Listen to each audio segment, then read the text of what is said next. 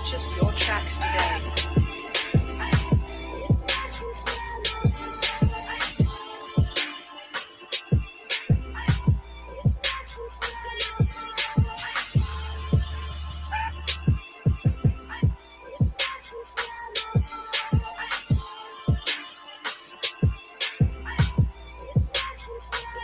Know the people been waiting for a minute for something authentic.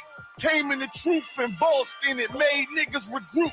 Had to shed light on the false image. You became whole court. Now who the fuck won scrimmage? 2 words for soft niggas. What is it? Good riddance. Don't affiliate with feminine symptoms. I know you feel me, nigga. This a death threat to hip hop. You don't stop that weak shit, I'ma mix your lean with some Grimlock. When the last time you heard it this raw? What I wish for is when the earth inherited by the piss poor. We been to war, them the ones I'm taking risks for. Ain't got no picks or no cards to hold. Holy angels watch my steps, them Glock guard my soul. Can't let them leave my body cold. I know you feel me, nigga. Let the wicked weep and the meek prevail. God never been 50-50. I should now wake and sleep a cell. Let the righteous cry, silence the pretender. A rebel without a cause, as long as I remember. Not taking the kingdom, the only thing on my agenda. Can't avoid me, nigga. Middle finger to the ones that try to destroy me. Revenge of beauty, I'm a beast. I told that bitch she can't eat unless she join me for dinner. My God ain't got no regard for a sinner. When Paul fall on him like timber. I know you feel me, nigga. In the eyes of terror, I stand still. Go to work for the colony, bring it back to the anthill. Plus everything I drop heavy as an anvil. Show you how to stand like a man in this damn field. I know you feel me, nigga. Fuck equality, it gotta be one man win and the rest lose. Wave devastator, I'm calculating my next move. You became a real nigga, seek refuge. Body shots for pause, that'll get you bruised. My niggas whole ranker, check your little attitude. I came to fuck up your move on your little holiday like I'm Mr. Scrooge. Resurrected from the grave, walking from the fall. Visions in my eyes, gripping the mic, screaming God bless the underdog. Down by the letter, ain't live by that protocol. Walk by faith, not by sight. Ain't no hope for getting struggles. Life like some war, resist or get pulled into a world that never left you. I will endure. Election will be sure, correction will be swift. No Will Smith, but I am legend. What else would you call the killer of deception? A leader got soldiers on post in every direction. On gold like a German shepherd. Young and a restless, wear honor like a diamond necklace. I know you feel me, nigga.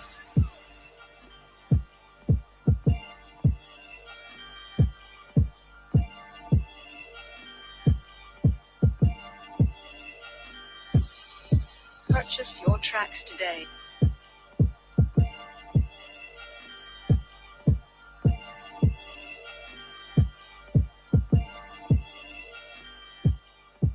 It's only know that what is it?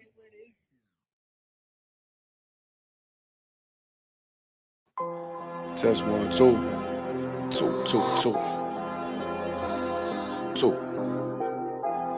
All I ever wanted was to be a gangster. All I ever wanted was to be a gangster. The Lord said, confession good for the soul. So right now,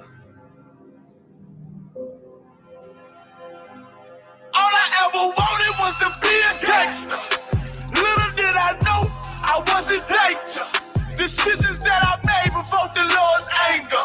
Prayed to him all the time and I was just a stranger. All I ever wanted was to be a gangster.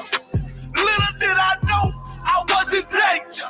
Decisions that I made provoked the Lord's anger.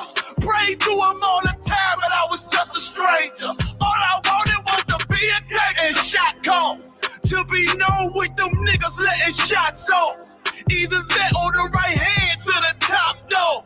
Funny how we see vanity, not the lives lost. Can't be focused on the life that's hopeless. Out there pumping, not knowing the Lord will kill you for that hocus pocus. Used to roll with niggas that cook dope with weaponry. Same ones claim they love you. I had no life in jeopardy. And I know my mother wants success with me. But that G should take a girl straight to ecstasy. Remember running with bruh, even though we did the wrong thing. My life would've been a lot different if I fell up under Rob's wing. was too sincere for a wicked game.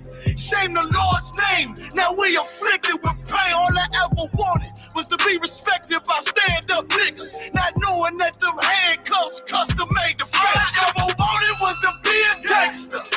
Little did I know I was in danger. Decisions that I made provoked the Lord's anger. Prayed to him all the time and I was just a stranger. All I ever wanted was to be a gangster. Little did I know I was in danger. Decisions that I made provoked the Lord's anger. Prayed to him all the time and I was just a stranger. All I wanted was to be a gangster. I ain't lying, I was close to dying. Knew I wanted to live, but I wasn't trying. I was defiant, not knowing that this ain't how we live. This just how they design it. Cause when you in them streets, you get more endemic. They don't tell you gonna be on papers and on restrictions. My father said a hard head to make a soft ass. I didn't care, I wanted fear when I walked past. In a place where a black man's blood is cheap, I thank the Lord for the day I was on Lake Street. Pissing in a cup, back and forth to court. Found the DC school, I swear it felt like I cried on that fucking porch. The Lord said, my sheep, they ain't hear my voice. Asked me why I'm UPK, I told them I ain't have a choice. They said God ain't 50-50 and what's gonna come to pass. The Lord called me out the world and that's not really fair. All I wanted was to be a gangster. Little did I know I was in danger. Decisions that I made provoked the Lord's anger. Prayed to him all the time and I was just a stranger. All I ever wanted was to be a gangster. Little did I know I was in danger. Decisions that I made provoked the Lord's anger. Prayed to him all the time and I was just a stranger. All I wanted was to be a gangster. Isupk until it hit the fan. I want power and a throne, nigga, fuck them grams. All I wanted was to be a gangster, but I was real as a righteous man. And now got the upper hand, gotta promote this brand. Correct whole multitudes until they all understand. If I can't get that crown, Lord, then put me in the hands of someone more mighty, make me this hit man. Reminiscing on the pain that was felt. Shit, I was in the jail. Shit, I needed help. But Twan was locked up and the judge put man on the shelf. Had me cry cause it felt like I was left by myself. All I wanted was to impress niggas with my grinding. Now I ain't trying to prove shit to nobody but Muhammad. Cause most these niggas lie, pump smoke. One time for the most high, he made me a cutthroat. Cause all I ever wanted was to smash my opponents. Stacking cash, not knowing it wouldn't last. Then God, I hope you accept my atonement. Cause all I ever wanted was to be a gangster. Little did I know I was a gangster. Decisions that I made provoked the Lord's anger. Prayed to him all the time and I was just a stranger. All I ever wanted was to be a gangster. Little did I know I was a gangster. Decisions that I made provoked the Lord's anger. Prayed to him all the time and I was just a stranger. All I wanted was to be a gangster.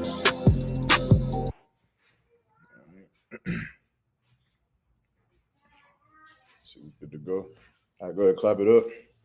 Let me go ahead and let me do my shout outs and all my thank yous, you understand? For one, big up Commander General Yohana, the Israelite School of UPK. You understand, been holding this thing down since he been in the truth. And of course, this past weekend, we was up there in Chicago, man, for the Midwest Fire Barbecue, man. You understand? So shout out to Big Priest, the Big Monster in the East, the Midwest Salaga, Captain Mawa Quad and his crew. You understand? Big up to Captain Kapaz, Captain Makai, Captain DeBar Ma, all those brothers who was out there, man, who was holding it down. You understand? I definitely had a glorious time. It was a pain to leave, man. It was glorious to show up. It was a pain to leave. Hold on one second. Let me remove this thing off. Right? So if you didn't make it, you understand, I think the next cookout is what? Is that London or is it New York? It's either New York or London. You understand? Make sure y'all get out there with them brothers. You understand? I think after that we got Houston and then Cali or Houston and then Florida to end it off. Then we getting ready for the Passover. But I wanted to make sure I said the water to all those brothers for that, man. But tonight we're gonna go into the history, man. This is the Monday night Goldsboro history class. You understand? We're gonna jump right into it. Salagi for us starting a little late. We had some technical difficulties. If I could though, let me get Romans chapter 15 and verse 4. Right? Shout out, man. Officer Quatazar, man, is out there doing his thing, man. You understand? If y'all want them official UPK polo shirts, man, hit up Officer Quatazar, man. Hard body. Right? But now this class, man, this Monday class, all of these classes, you understand? But these class right here specifically is so that we can learn our history again, because for so long, for 400 years here in America, the oppressor has been strenuously fighting against us learning who we are. Right. And of course, they've done things like told us that, you know, Jesus Christ was actually Caesar Borgia, or that the Mary, Saint Mary was, they depicted a woman by the name of Lucretia Borgia, who was the sister of Caesar Borgia, as Saint Mary. And of course, these people, or the images that they gave us, is false according to the Bible. Right. And if those images are false, then the images of everything in the Bible has to be false according to the oppressor. Right. You understand? Ezekiel, David, Jonah, all of these brothers were not how we thought they were in the Bible. We thought that Jonah was like the Jonas brothers. That's what I thought. You understand? We thought that the angels were those floating white babies on them clouds with them arrows. That's not what the Bible says about our history and about how our people are. You understand? But we're gonna go into it. If I could, give me that. Romans 15 and 4. Mm-hmm. Romans 15 and 4. Mm-hmm. For whatsoever things were written aforetime, mm-hmm. were written for our learning. For whatsoever things was written aforetime were written for our learning. Why? Because the scripture, the Lord knew that we was going to forget. Right. The Lord knew that we was going to be cut off from our heritage and cut off from our records, which is a cut to all of you fake Christians, you fake spiritualists who say you can't believe everything in the Bible because it was written by a man. You understand? Like that's stupidity. That's insane to even say, when the Lord is giving you these written scriptures, these records, so that you can remember everything that you were going to be lost, that was going to be lost from you. Right. You understand? Y'all focus too much on that damn African culture, man. Y'all think that because them Africans remember their culture through songs and through beating the drums and dancing and pottery, you think that that's what we support. That's what they say. Right. They want to find the pottery with the shield of David on it that had a black man on it. They want to see the Ark of the Covenant. Right. Because that's what they want to see. For them to believe in God and believe that God is a God of blacks, Hispanics, and Native Indians, they got to see the Ark of the Covenant, and it has to say the black people were the ones who read the Bible. What you need, what God gave us, is these records, man. With them prophets, man, with them priests wrote down in this book, on them tablets and in them scrolls, that is for our learning, so we can remember our history and learn how to live. You understand? Learn what to do, what not to do, what to eat, what not to eat, who to love, who not to love, what to celebrate, what not to celebrate. You understand? And because we want to reject this knowledge, we reject what's on this paper because we looking for Christ to be on the water. That's what we want. Right. We want Christ to come down and float on the water and whatever before we stop putting blunts in our mouth.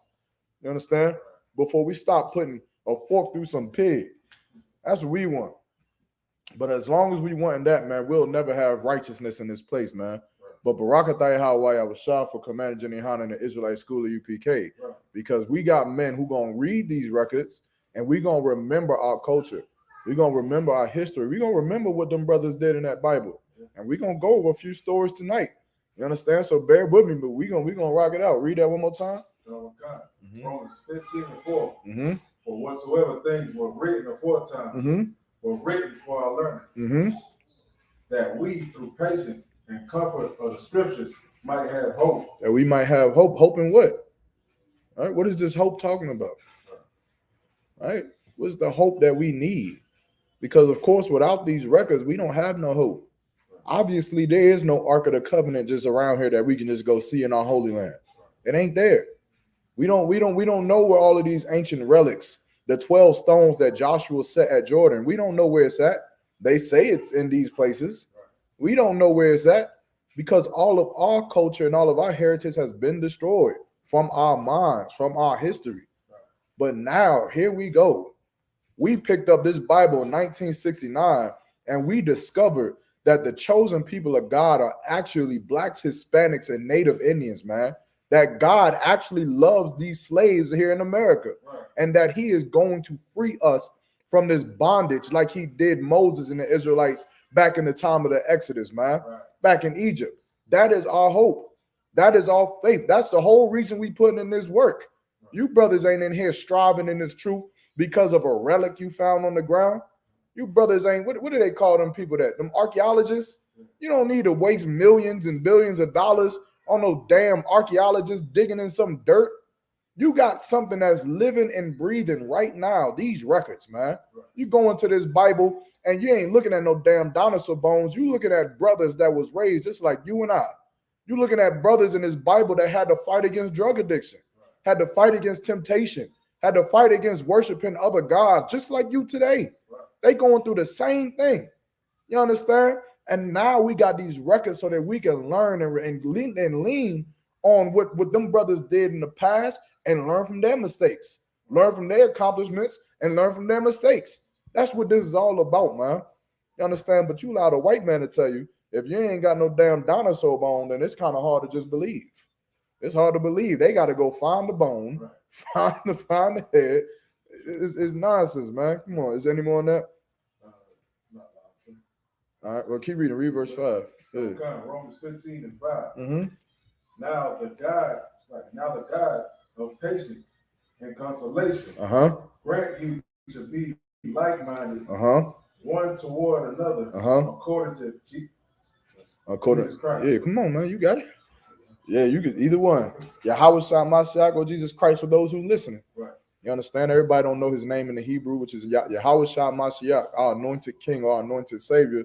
Right, and the world ignorantly calls him Jesus Christ. But nonetheless, that man that we talking about, man, you understand, is the person that we supposed to be like-minded with. Right. So we got to figure out what Christ was like. And here's the thing that kills me with you thinking Christians, man. You don't want to believe in the truth because we don't got no relic or because we don't got no grave. They say find a grave site of anybody in the Bible. Yeah. You don't want to believe in the truth, but yet you love Christ. How you love Christ then? How you a follower of Christ? How would you even know how to follow Christ? Did you see his body? Did you find the body of Jesus Christ in his tomb somewhere? Did Christ speak to you in his body? I mean, somebody, you got to answer that one for me. You don't believe in what we believe in, and you can't believe in the whole Bible because it's man written. But what about Christ? Didn't we find out about our Lord and Savior Jesus Christ, God, goodness, holy love, Jesus Christ in this Bible? Wasn't it written down in this Bible? How in the hell are you going to believe in Jesus Christ, but not in everything that's written down? You understand? Because you a hypocrite. You a hypocrite. That's all you are, man. You a hypocrite who don't want to serve the Lord. You don't want to follow Christ. You want to serve yourself. You want to follow yourself. So, of course, yeah. You want to love Christ. And here's the number one thing, right? Here's what I want. If you're a Christian out there, I know the brothers in the truth. I already know y'all understand this. I halfway ain't even talking to y'all. But if you some Christian in there that's watching this online, I want you to do like the scriptures say, man, and examine thyself. You understand? Don't be so quick to judge outwardly, but not inwardly. You understand? And I want you to look at yourself and understand this and know that this is true. And when your spirit tries to get you to fight against what I'm saying, just shut the hell up, because what I'm saying is absolutely true. You only love what you think Christ is because he paid your debt for you. That's it. That's the only reason. That's the only thing you care about Christ. Christ died on the cross for our sins. The blood of Jesus. You are so astonished by his death that you move forward past his life. You don't give a damn about what Christ taught. You don't care about the parables he spoke. about how he chastised the men that was under him for breaking the law or going off. You don't care that he taught to follow the law, statutes, and commandments. All you care about is, oh, when Jesus died, that meant I can eat pork. I can eat pork now because Christ died. The blood of Jesus, I could be a child molester. The blood of Jesus, I can be a rapist. The blood of Jesus, I could be a drug dealer. That's all you care about. You understand? And that's so sick. It's so sickening, you nasty, disgusting Christians, man. You got to get up out that Christian church, man. Because you got to come back to these records. You got to learn what was in our history, and you got to follow it, man. You got to learn from it. Like the scriptures say, it say that now the God of patience and consolation grant you to be like-minded one towards another. We got to be on one accord. You understand? And we ain't going to be in one accord in no damn Christian church. Like, Most High Christ. Just read it one more time for the top there. Also, before I get in, Quatazar said, God, them job persecutors, damn right. All right, we're gonna read it one more time. Also, if anybody online got any questions, go ahead and type your questions in the chat. It could be on topic, off topic, right? Just type it in the chat. We'll get to it. Anybody in the room, you got any questions? Y'all know how we do it. Raise your hand. We'll get to it. All right, read it one more time. Come on. Romans 15:4. Uh-huh. For whatsoever things were written aforetime were written for our learning. So go back into these records, man. You can't, let me see. Hold on.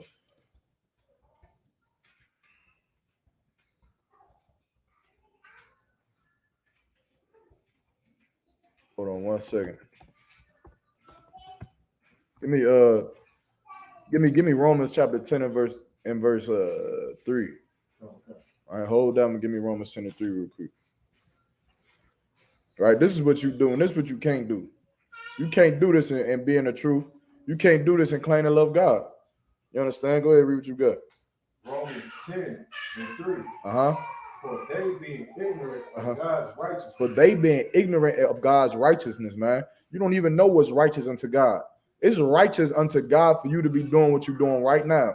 Sitting in class, whether you online or you here in person, or you in a class in the Israelite School of UPK across the earth.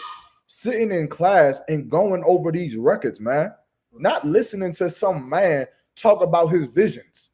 Not listening to some man talk about his dreams of prosperity preaching, or dreams of you getting a car, or dreams of you getting a house. That's not what you're supposed to be doing. What's righteous unto the Lord is for you to be in class, man. Like them scriptures say, like how Paul was teaching. One of my most enjoying scriptures, man, and this is funny to me. It ain't funny, but it's kind of funny, right? When the brother was in class with Paul, and the brother fell out the damn window. Like, you know how much studying they had to be doing that the brother fell out the window? You understand? That's righteousness, man, for brothers to come together and to read these scriptures, man, and to remember what happened, and then go outside these rooms and then apply it into our everyday life. Right. You understand? Keep reading. Oh, God. For they being ignorant of God's righteousness and going about to establish their own righteousness. They go establish their own righteousness, man. Like the washing of hands that the Pharisees tried to cut Christ on, man. That's your own righteousness, man. Saying bless you. That came right on time, right? Saying bless you, which was a custom that was picked up by the Roman Catholic Church after the bubonic plague in the Dark Ages, man. That's not righteousness unto the Lord. The Lord never told you to say bless you when you have a natural reaction against germs and irritations of the cilia of the nose. So I got to get technical for all them Scientologists out there. Right. It's just a natural reaction that it wouldn't select you. It's an involuntary reaction. Right. Let me be correct. You understand? It doesn't. You don't say bless you when a nigga throw up, Right. or when a nigga cough. You don't say bless you with that. But we've turned these things into our own righteousness instead of just finding in the Bible. Right. You understand? Ain't nothing wrong with questioning things that we do. You seeing people say bless you, it may be right. Let's just go see. Let's go read the book. Right. Let's go into these records and see if Christ taught us to say bless you. Let's see if Christ taught us to wash other hands and pray before you eat every time you eat. Come on.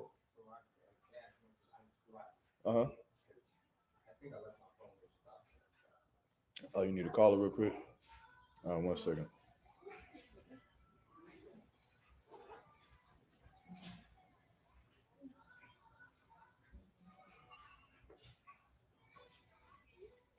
Here. Go ahead, Salaki.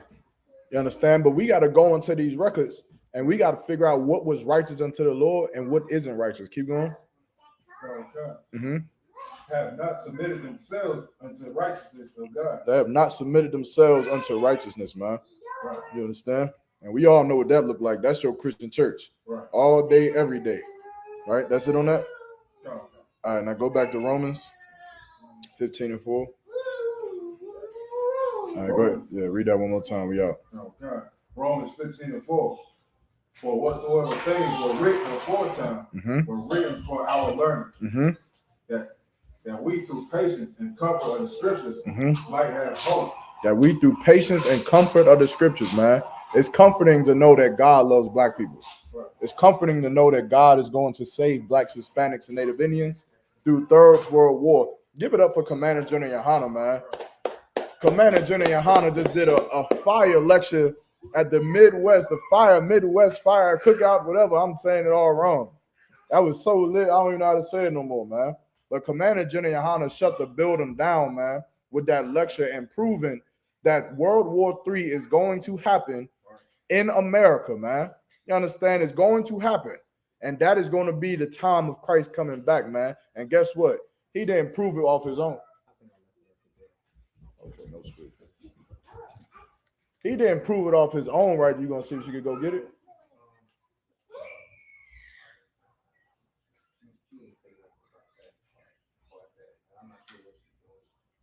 Did you want to just ask her real quick? That's what she's gonna see. It's in there. Yeah. Right? He didn't come up with that lecture off his own accord. He went into those records, man, and he found out. That's the beautiful thing about the truth, man. You understand? Like, we don't just teach off of what we want to teach. We go into these records, man, and we actually find out what the Lord said about these things that we want to learn about, right? All right, so now, questions. If there's any questions in the room, I'll take the questions. If not, just give me 2 Maccabees real quick. 2 Maccabees chapter 7.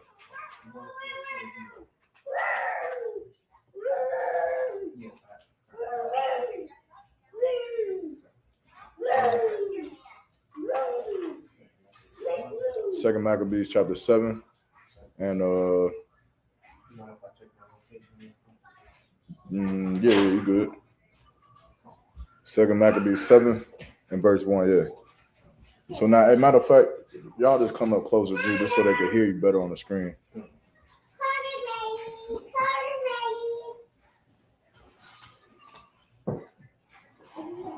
Right, so now we're gonna go to 2 Maccabees chapter 7.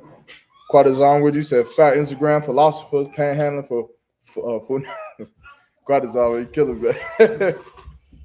Damn right. You right though. You're right. Quadazon said it a 4-time referring to the Old Testament of all the new school Negroes. You damn right. Understand? And now it's referring to everything, because now they don't even believe in the New Testament. You understand? When Christ said that the law was still here, that he didn't come to do away with the law, that was in the New Testament. Is there? All right, no sweat. That was in the New Testament. And now we don't even believe that. You understand? But no sweat. But we're going to go into the history, man, of some of our brothers and some of our sisters. And we're going to break down some of the things that they did so we can show and remember the strength and the courage that they had. Courage that's shared today by brothers like the Kansas City 4 and brothers like the Kentucky 8, man. And all of you brothers in the Israelite school of UPK that war and battle every day, whether you out there on them street corners or whether you in the comfort of your home fighting against yourself. That courage, man, was shared by our ancestors, man, our brethren, man, and our kinsmen according to the flesh, like Paul said. You understand? So we're gonna go over one of my favorite stories, man. We're gonna go over the sister, man. This sister right here was real strong, was super strong. She was stronger than you. She was stronger than you as you putting that pork chop in your mouth and you biting down on it because it tastes good. And you putting that blunt in your mouth and you pulling on it getting high because it makes you feel good. She was stronger than you, and she's a woman. You understand? And yet we brothers out here, we can't be strong against selling drugs and celebrating Christmas. You a grown man going crazy over a goddamn Christmas tree because the lights make you feel all jolly inside. You understand? But we're going to go over this sister right here, man, because she deserves to be remembered. You understand? She deserves to be remembered, and she deserves that her courage, you understand, be proliferated throughout the whole earth, man. Come on. Whoever got it, let's go. 2 Maccabees 7:1. Mm-hmm. It came to pass also that 7 brethren with their mother were taken, compelled by the king against the law to taste swine's flesh. So that's the context of what we talking about right now.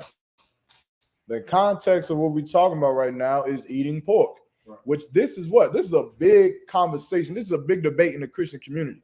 This is a big debate whether or not eating pork should be counted as righteous, or is it just a personal preference? You understand? Because I don't think that no one disagrees that pork is absolutely terrible for your health.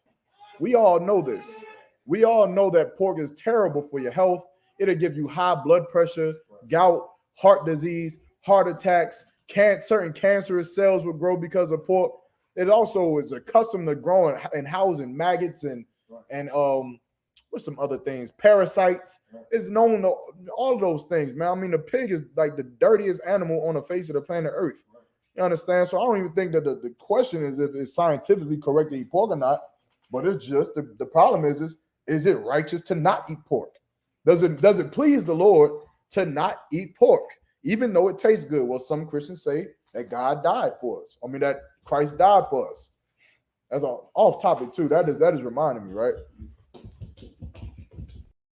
When Christians say that Christ and the Lord is the same person, if he died, that means God died? I don't know. I'm not even trying to get into it. That's just a food for thought. That's just a question. Maybe one of you brothers may know the answer, or maybe have asked that question before. But if Christ and God is the same person, then when Christ died, does that mean that God died? Did they kill God?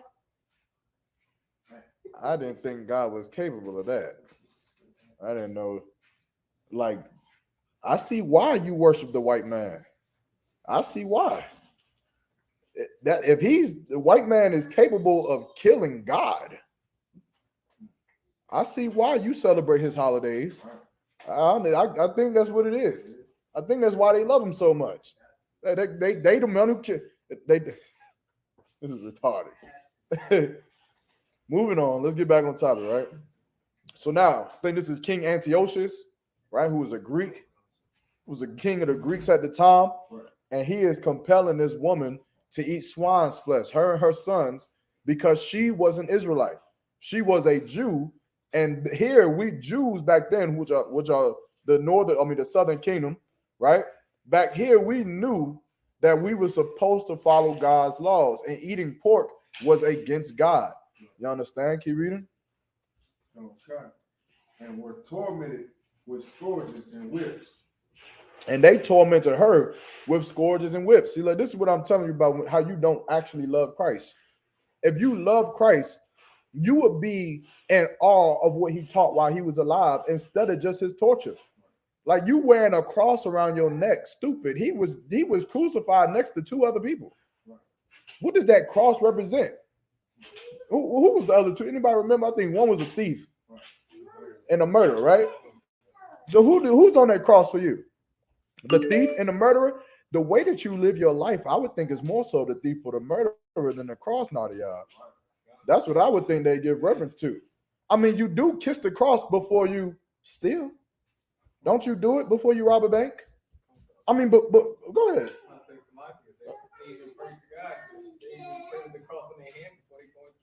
I mean, good night. I mean, you do pray before you go and hit a lick. Before you squeeze the trigger on a drive-by, you pray that you make it out of that war. Is that not what they do? I don't think that cross is for Christ. Now, I think we're figuring a whole lot out about the Christian church tonight. We figuring it out. You don't worship Christ, you worship the murderer. Y'all should find out his name.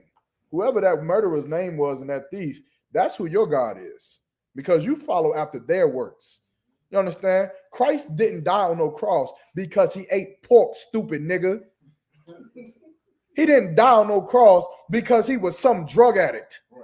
Because he was some murderer or some thief. Or because he was some drug dealer in the hood banging west or east. He didn't die for that. Christ died because he wouldn't eat pork, you stupid idiot. He died because he wouldn't pick up a blunt. Because he wouldn't celebrate them holidays that you celebrate. But you wearing a cross in his name, thinking that it's in his honor, man. You were disgrace unto the Lord, man. And you were disgrace unto Christ. But I'm guaranteeing you that murderer will love you. That murderer will love you. There, y'all be up there with Jeffrey Dahmer. Just talking about how you murder people, how you shoot people, how you kill your ops, how you love the oppressor so damn much that you're gonna celebrate 4th of July. I blew my hand off this last 4th of July. This is nasty, man. It's disgusting. You so simple, man. That's what it is, Nadia. I figured it out. We need to put that in stone, man. They don't love Christ, man. It ain't for Christ. That cross. Next time I see a person wearing a cross, I'm gonna ask him. I'm gonna say, is that in honor of Christ, or is that in honor of the thief or the murderer?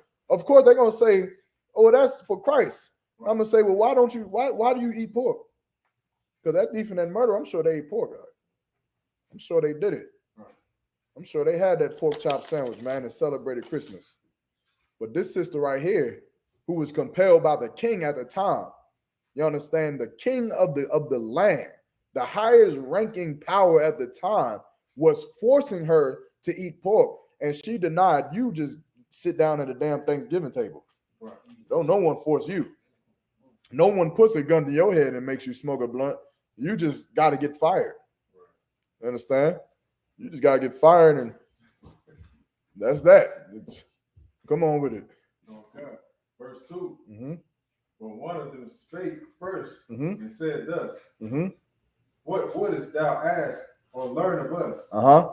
We are ready to die. Like the brother, this is the first brother. Remember, this woman has 7 sons, right? Right? These are brothers. And they all together, more than likely chained up. Right? And the first one just spoke out. He said, what dost thou ask of learn of us? You understand? Like, do you got a question? Or is it something that you want to learn about our culture, about our people? Why? Because he's standing courageous. It's almost like when you at camp and that devil pop up to the camp wanting to ask questions. Right. You understand? The reason why we deal with them devils the way we do is not simply because we just hate the oppressor, but it's more or less this. We know what they're trying to do. They're not trying to learn anything. Otherwise, they'll just be on the YouTube. They'll just learn online. What they're trying to do is what King Antiochus was trying to do, to compel you to change, to force you to change by being nice, by being subtle, by being gentle, by saying, well, what about Christ and what about love? They're not actually trying to learn anything. They're trying to change you.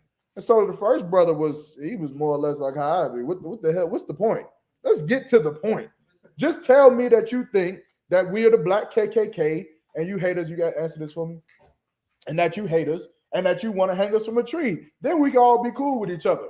Because now I know that you hate me and I hate you. And then that's it. But they want to try to compel you to change and change your mind and reform your heart and so on and so forth. Of course, in the UPK, we ain't going for it. And neither was this sister or these brothers. Come on. Everything's well? Go ahead, finish reading. Okay. Rather than to transgress the laws of our fathers. Verse 3. No, read that first part again after the learn of us. We are ready to die. He said, we ready to die, man. We ready to die. These are the stories we're supposed to remember. Keep that in mind. That's the context of the class tonight. Remember these stories and pull from their courage. Pull from what they did right. You understand? He said that we are ready to die. Come on. Rather than to transgress the laws of our fathers. Rather than transgress the laws of our fathers. I had a conversation with some idiot Christian, right? And Barakatay Hawaii was shy for Commander Jenny Yohana and my father that I have in the truth. Right. Because I am so grateful. I am so it's a beautiful thing and a glorious thing for any man to come to the truth at any point in time in his life, even if he's 98. It's beautiful. But the Lord was generous upon me, man, that I was able to find this truth at such a young age, man. And I wish I was even younger. I wish I was like my sons who would be born in it. Right. But to be able to find this truth at such a young age and to be able to blaze on you old bastards, you old fools. Here, this for you out. Them old fools, man, who think they know something about the Lord, who think they know. So I'm having a conversation with this older brother, right? And we was talking about pork being the sin. And this man says to me like some child. And of course he looking at me like I'm young, like, oh, I don't know nothing. And I'm just looking at him like, come on with it. And he says to me, so okay. So listen, so check this, young brother. What if you were starving in the wilderness, in the jungle, and there was nothing else to eat but pork? You telling me you wouldn't eat no pork? And of course, my answer is no, nigga, I'll just die. But here's what makes you so sick. Why in the fuck would I ever be in a jungle with no other food? Right. What kind of hypothetical crazy scenario did you just pull to try to make it okay for you eating pork? Right. You will never ever, you would never end up in a jungle like for one. Right. And if you do you know how many animals, fruits, vegetables, berries, peanuts, leaves, goddammit, anything that grows in the goddamn jungle, fish in the damn rivers, in the streams. You know how much food is in the jungle? You want to make eating pork righteous unto yourself, man. That's all you want to do, instead of just having the courage like these brothers did. But nonetheless, I could play your hypotheticals. If we was in a blanket room with nothing around us, void of darkness, and I was going to die in 2 hours unless I had a piece of pork and smoked a blunt. Well, then Barakatah Highway, I was shy have sons because my legacy will live on, but I'm going to die. And so will every other brother in the UPK and every other sister in the UPK. We would die because, like this brother here, he was ready to die rather than to transgress the laws of our fathers. And that courage we share. And that we share. See, before we learned the truth, I couldn't bridge the gap between the men of the Lord in the Bible and us, because we thought that they were white homosexuals. But now we found out that these are brothers, and now this makes sense. Now these stories make sense to us, that a black woman was strong enough to stand in the face of a tyrant and to allow herself to die rather than transgress the Lord. You understand? Keep going. Everything too up. It's got it. All right, no sweat. Verse 3. Mm-hmm. Then the king, being enraged, Mm-hmm. commanded pans and cauldrons to be made hot. Mm-hmm. And so now, because the king was enraged, man, because they spoke to him like how we do at camp. They say, man, get on with your point. Get on with it. So they made cauldrons and pans to be hot. If you don't know what a cauldron is like a big witch pot. You understand, that they would use to feed whole cities. So you got to imagine how big this pot was. It was huge, and they would cook potato soup and just, whatever the hell they want to put, pot carrots and sometimes niggas. You understand, in this context, right? And pans, of course, you know what a pan is. Just think of a big frying pan. Keep going. Mm-hmm. Verse 4. Matter of fact, if y'all ever seen one of them Vietnamese videos or one of them, that big wok. And it's huge, like bigger than like about the size of 2 cows from head to leg, hind. And that's how big these pans were, because they was feeding a lot of people at once, right? Go ahead. Well, you ain't got your phone yet, no sweat.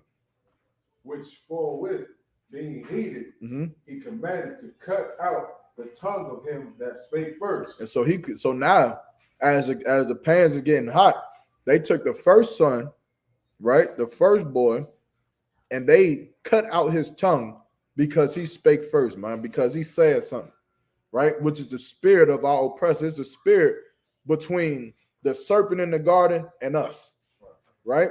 That serpent right now has the power to hurt you. They have the power to kill you. They got the power to put you in chains. You understand? Right. And that's the battle. We battle against being hurt and being saved. Right. But this brother right here, he had the strength of the Lord with him, man. You understand? And he spoke first and they cut out his tongue. Keep going. And to cut off the utmost parts of his body, the rest of his brethren and his mother looking on. So they cut off his upper extremities, man. His hands, his feet. You understand? Keep going. And the mother and the brethren is looking. Why? This is a tactic this is a tactic that was used by Willie Lynch, right? Back in the 1700s, 1600s or whatever, right? Back on the banks where he came up to the banks of Virginia, right? He taught how to keep your slaves in check. This was one of the tactics he used to take the strong one. Whoever was the most courageous, whoever was the strongest slave, to take him and then bullwhip him. You understand? And pull his limbs apart and to butt break him, to rape him in front of everybody and have everyone watch so they can see. Because if the strongest man falls, then usually the weaker ones would fall in line. Right. Let's see what happens. So they did that to the strong brother, right? The first one. Right. Keep going. Verse 5. Now when he was thus maimed in all his members, he commanded him, being yet alive, to be brought to the fire and to be fried in the pan. So when they chopped all of his limbs off, right, they commanded for that brother to be brought to the fire and be seared in the damn frying pan, man. Right. That's what they did. That's the kind of torture that they did to your ancestors, man. That's the kind of torture that they did to your brother. You understand? That's yeah. I wouldn't be surprised if they did try to eat the brother after this, man. Right?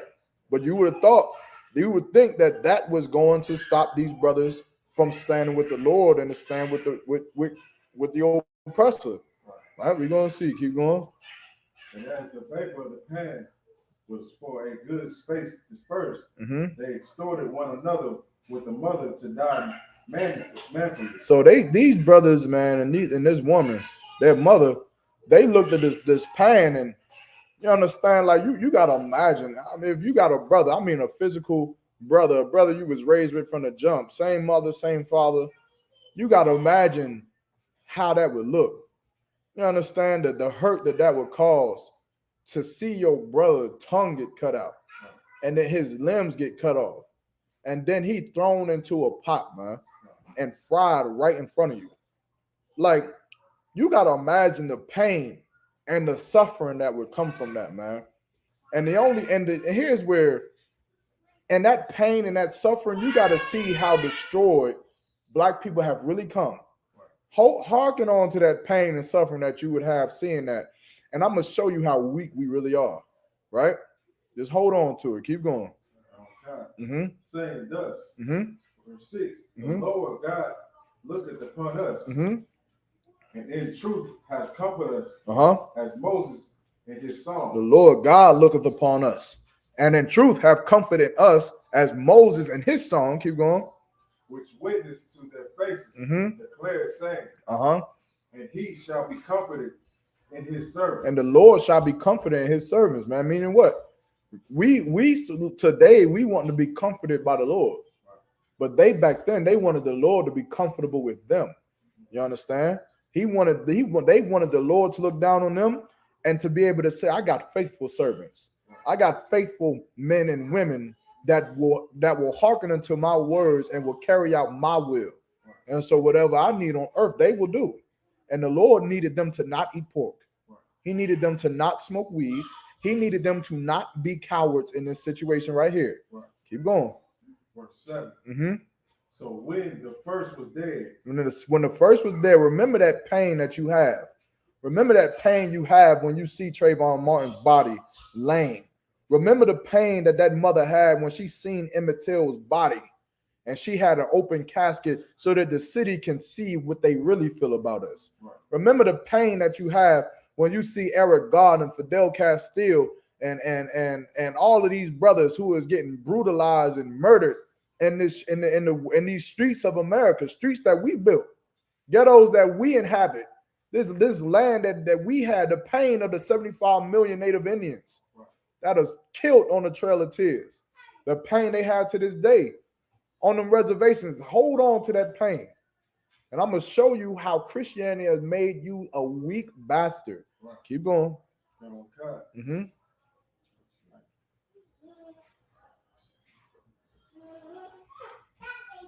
Verse 7. So when the first, verse 7. Mm-hmm. So when the first was dead after this number, they brought the second to make him mocking stock. They brought a second to make him a mocking stock, man. You understand? To laugh at him, right? To joke with him, right? Keep going. And when they had pulled off the skin of his head. So they scalped him. They took his hair off and scalped him. Keep going. With the hair. Mm-hmm. They asked him, will thou eat? They asked him, now, will you eat? Now, I don't know about y'all, but damn, getting scalped, you damn near just die from that. All right? Like, that's painful. That's rough. And they asked this man, will he still eat? That's the spirit of the white. That's the spirit of our oppressor. Of our oppressor, Salakia. And they shoot you in your back and then tell you to put your hands behind your back. They shoot you 20 times and then say, roll over. Stop moving. Freeze. That's what they do. They shoot you and then expect you to follow their orders, man. They don't have no regard for nothing.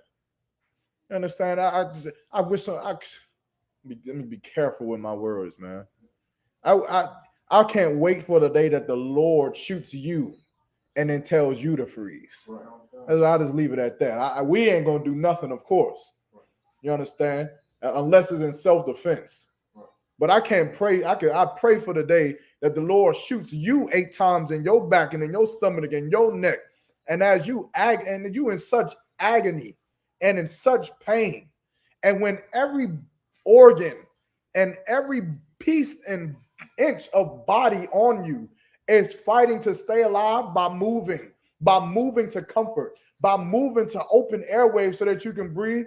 I can't wait for the Lord to say, freeze. Don't move. Turn this way. Put your hands behind your back. Keep going. Okay. Before thou be punished throughout every member of thy body. Before he do it to every member of your body. You understand? You know what they talking about. They some disgusting bastards. Keep going. Verse 8. Mm-hmm. But he answered in his own language. So he spoke in his own language, that Lashwan Quadash, man. And he said, what? Keep going. And said, La-ah. He said, La-ah. He said, no. Now remember that pain that you had for watching your brother die. This brother right here is sharing that same pain, that same agony. You got pain for your brother because he got shot. This brother watched his brother get mutilated in front of him, tormented, terrorized, and then his limbs cut off of him, and then boiled and fried inside of a damn frying pan. And after that torment that he witnessed his family go through, when he was asked to submit his will under what that oppressor wanted him to do, he said, La-ah. He said, La-ah. And I can only imagine how much of a weak man you would have to be to watch your brother go through something like that and to not go with him. Right. To not just follow him. To not just say, you know what? You done killed my brother. That's my heart. How could I live? How could I? What am I supposed to do? Go have sex with a woman? I'm not a man. My brother was a man. He should have the right to have sex with women and to go out here and make babies. Yeah, you good. And to make babies and to have a good time and enjoy his life because he's a man. So what would I be if I didn't follow him? I wouldn't be a man. And so when you look at these Christians today and you look at all the pain that the oppressor causes for us every single day, every day that we live in this place, the oppressor is murdering our babies, murdering our brothers, pushing poison into our neighborhoods, poison into our waters, lying to us, teaching us lies, man, putting us in prison for nothing. And then they turn around and tell us to celebrate the 4th of July. They turn around and tell us to celebrate Thanksgiving, even though it's about the slaughter of the Native American Indians, to celebrate Halloween and to celebrate Christmas and to celebrate New Year's and to sleep with white women and to smoke drugs and to use drugs and they appropriate homosexual lifestyles, man. They tell us to eat the swine's flesh and we turn around and we do it. In the Christian church, you weak Christians, sons of bees, you turn around and you do it after your brothers was men enough to die for not doing it. I don't understand how you Christian can be in the church and read something like this and never put a piece of pork in your mouth ever again. I don't get it. I do get it. You a bunch of bitches. That's what I understand that. I think we coming down to, I think we just getting it all there. If you a Christian man putting a piece of pork in your mouth, you are just a weak coward, man. You a coward. And that's why in the Israelite school of UPK, our slogan is no cowards, no excuses, man. It's our heartbeat with everything that we do.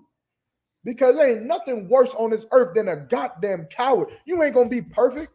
You ain't gonna be right all the time. But you so much of a coward that you allow the oppression of your slave master to make you go against God. Man, look, this brother deserved to be alive, Ak. You don't. You don't. You understand? You don't deserve to live. This brother and this younger brother, they deserve it, man. He spoke manfully in his own tongue and said, "La, keep going." He also received the next torment in order as the former did. In order as the former did, man. So they did the same thing to him after they scalped him, right? Let's drop down to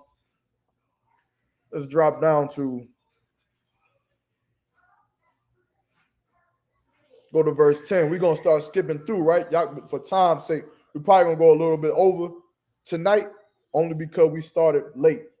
You understand? So y'all can bear with me online. We started about 30 minutes late, but bear with me. But I don't want to, it's a couple other stories I want to try to get into. So we're gonna start skipping ahead. But the gist of it is exactly what happened to the first two brothers.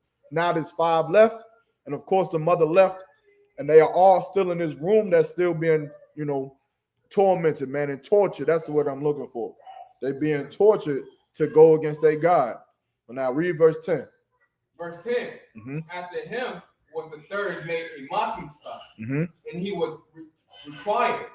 He put out his tongue, and that right soon, holding forth his hands manfully. So now there's a third brother. He said he know that he about to die. So what he did, he put out his hands like, take him. He put out his tongue, ain't gonna do that. You feel me? But he did it, and that it was so One West. It was so One West, and it was so Christ-like, man. For him to just say, take it. If you think that my hands is going to make me eat pork, then take my hands. All right? Take it. Keep going. Verse 11. And he said courageously, these I had from heaven, and from his laws I despised them. He said, these I have from heaven, and from his, he's so heavy, man. Well, this brother, read that one more time, man. This is One West to the death. Come on. And he said courageously, these I had from heaven. Talking about what? His hands. His hands he got from heaven. The Lord gave him these hands. Keep going. And for his laws, I despise them. And for his laws, I hate these hands. I don't need them. If these hands make me sin, if these hands enable me to pick up pork and put it in my mouth, then I hate these hands. I hate them. You understand? If my stomach, while I'm trapped in the jungle, like that stupid weak Christian tried to pull, if I'm trapped in the jungle with nothing else but a pork sandwich, if my stomach is against me in that day and it compels me to eat lest I die, I got my stomach from God. And for his laws, I despise my stomach. Let it fail. Let my organs fall. Let breath be taken from my body if it makes me sin against God. Now, brothers, you can breathe and you can have your hands, but our hands aren't compelled to sin against the Lord. You understand? But what this brother said was heavy. Keep going. And from him, Mhm. I hope to receive them again. And he said, from him, I hope to get him again. I'm going to get more hands later. There's nothing to lose some hands. You understand? We come back and get some more hands, get another heart, another liver, so another pair of lungs, another brain, another body. Because this body was given to us by the Lord, which is why it doesn't belong to you. It doesn't belong to us, right? Our soul is our soul, and this body is a mechanism that is housing our soul for this time. But it will pass. You'll die one day, and your body will turn into dust. It'll turn into nutrients. It'll turn into vitamins and fibers and all that stuff for cows to eat, for larvae to eat, for grass to use to grow. That's all your body will be, is just a pile of nutrients for everything else to eat. Right. But then you'll get a new body, and you'll be raised again, and you'll learn how to walk, and you'll learn how to run. You'll grow up, you'll learn how to speak, and hopefully you'll learn how to be courageous. You nasty Christians.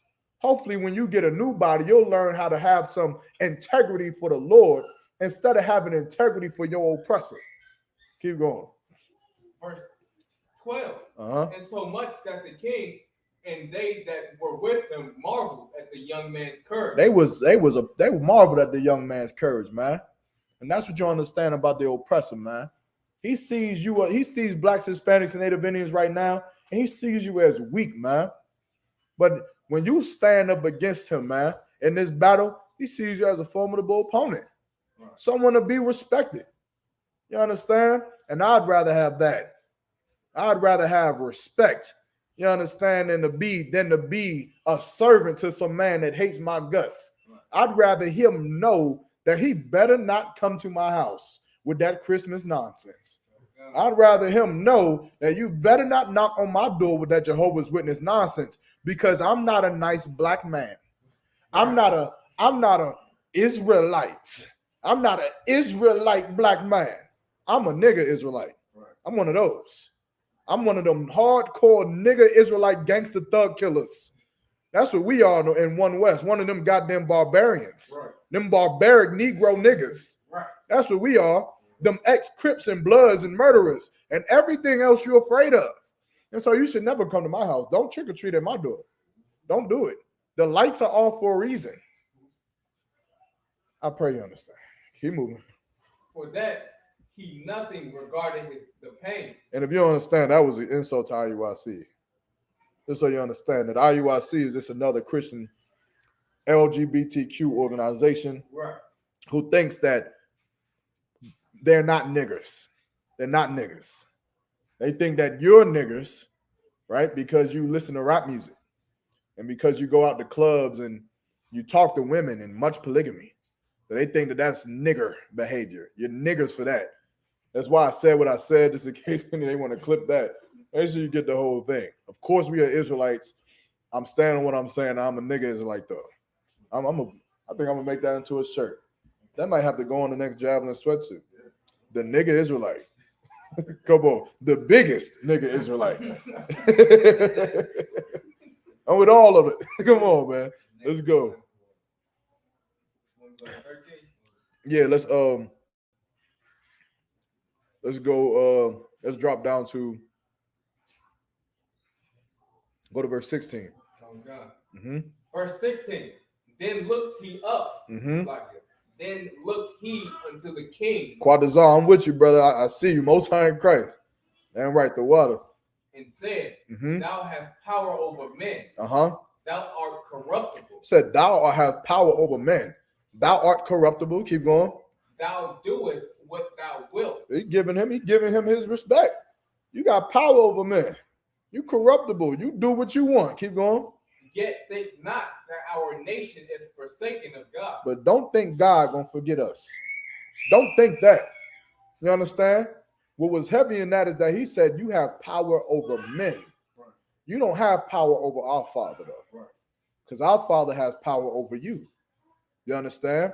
And don't think that the Lord has forgotten us. You and these LGBTQ groups, these fake Israelite groups, these Christian religions, you some oppressor, man, and you think to cause harm by physically or spiritually or mentally persuading us and causing harm to the children of Israel, don't think that the Lord has forgotten what you've done, man.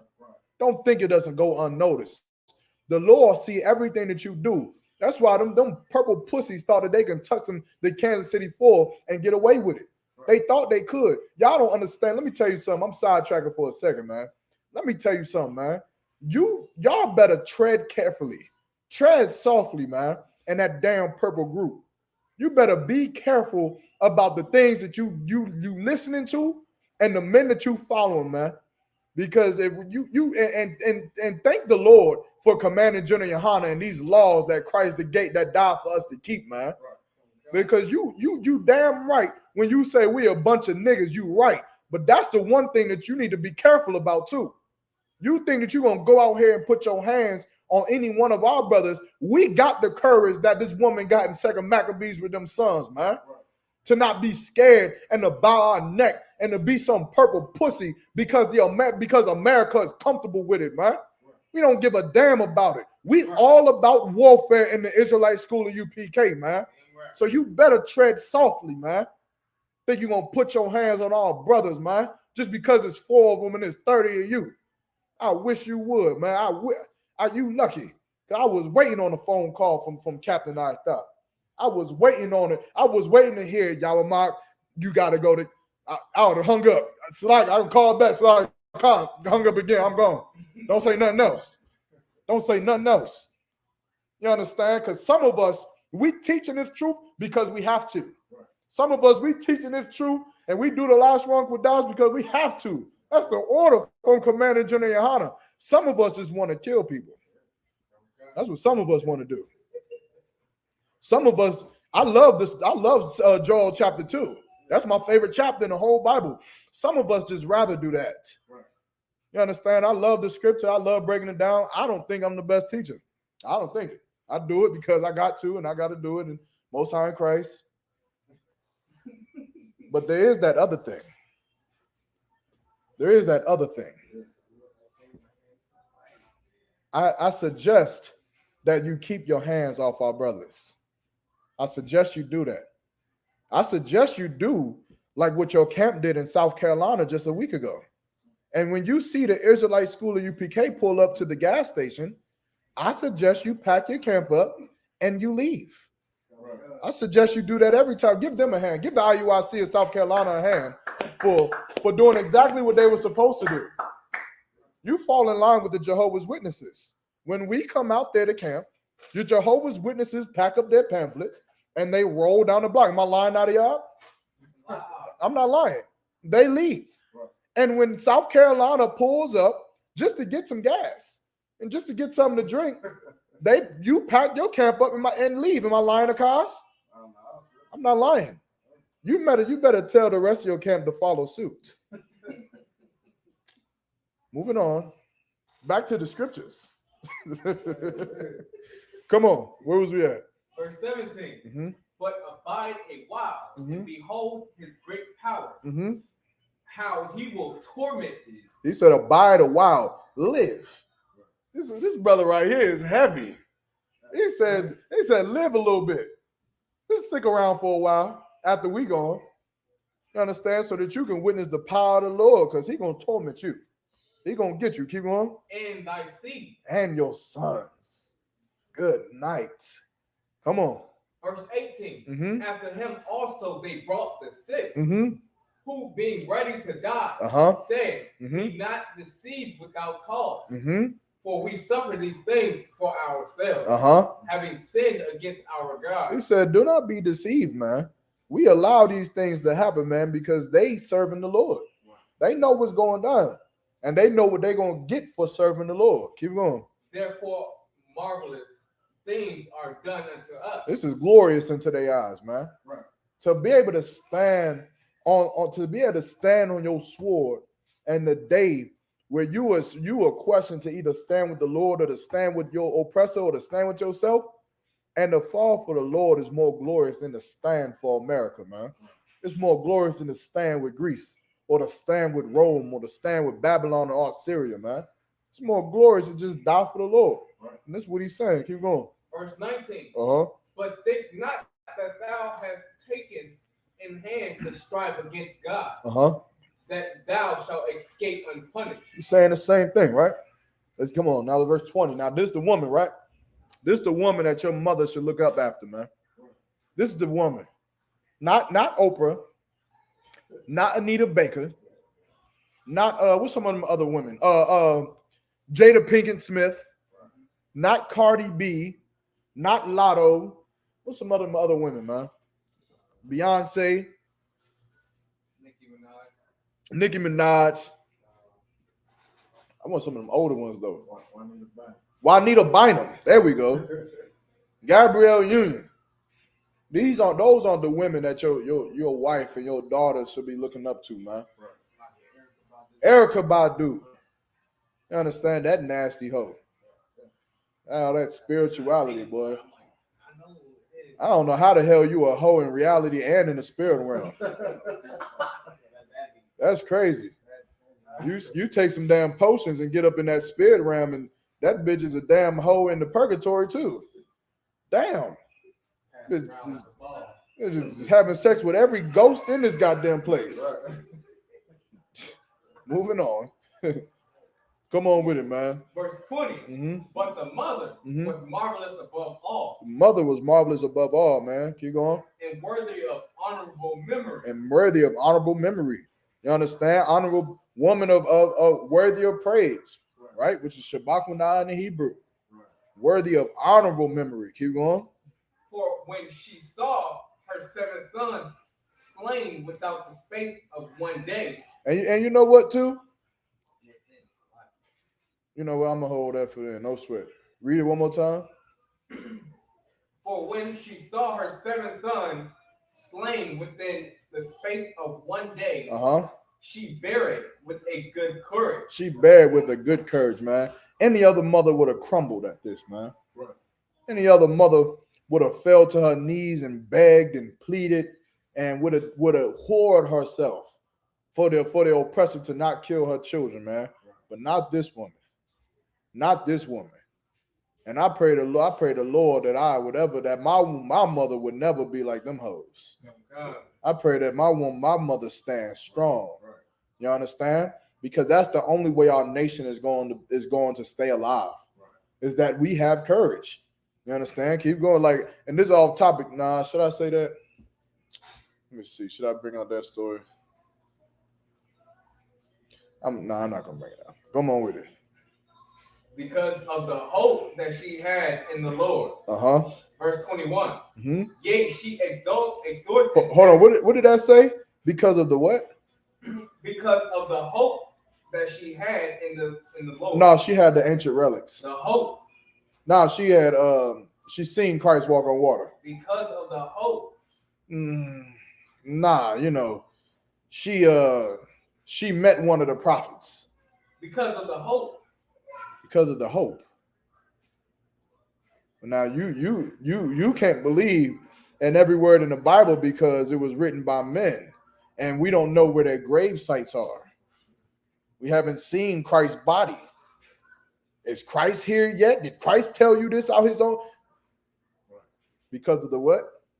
Because of the hope that she had in the Lord. Because of the hope that she had in the Lord. Now we have the records. And we have some archaeological finds. And we have the literature and the language on the walls. We have those things. This woman just had hope. That's all she needed. Right. That was enough for her. Keep going. Verse 21. Yea, she exhorted every one of them in her own language. And that last one, Kodash. Keep going. Filled with courageous spirit. Courage, man. Courage is a motherfucker. Salakia. That's what it is. And a lot of you don't have it. A lot of you are scared to step up on that street corner. A lot of you are scared to go out to that Marcus Garvey Park and kick it with the Israelite School of UPK and Captain Mawquad and the Generals for the Midwest Fire Barbecue weekend. A lot of you were scared. Am I lying? How many of you said Marcus Garvey Park? Oh, man. You were scared.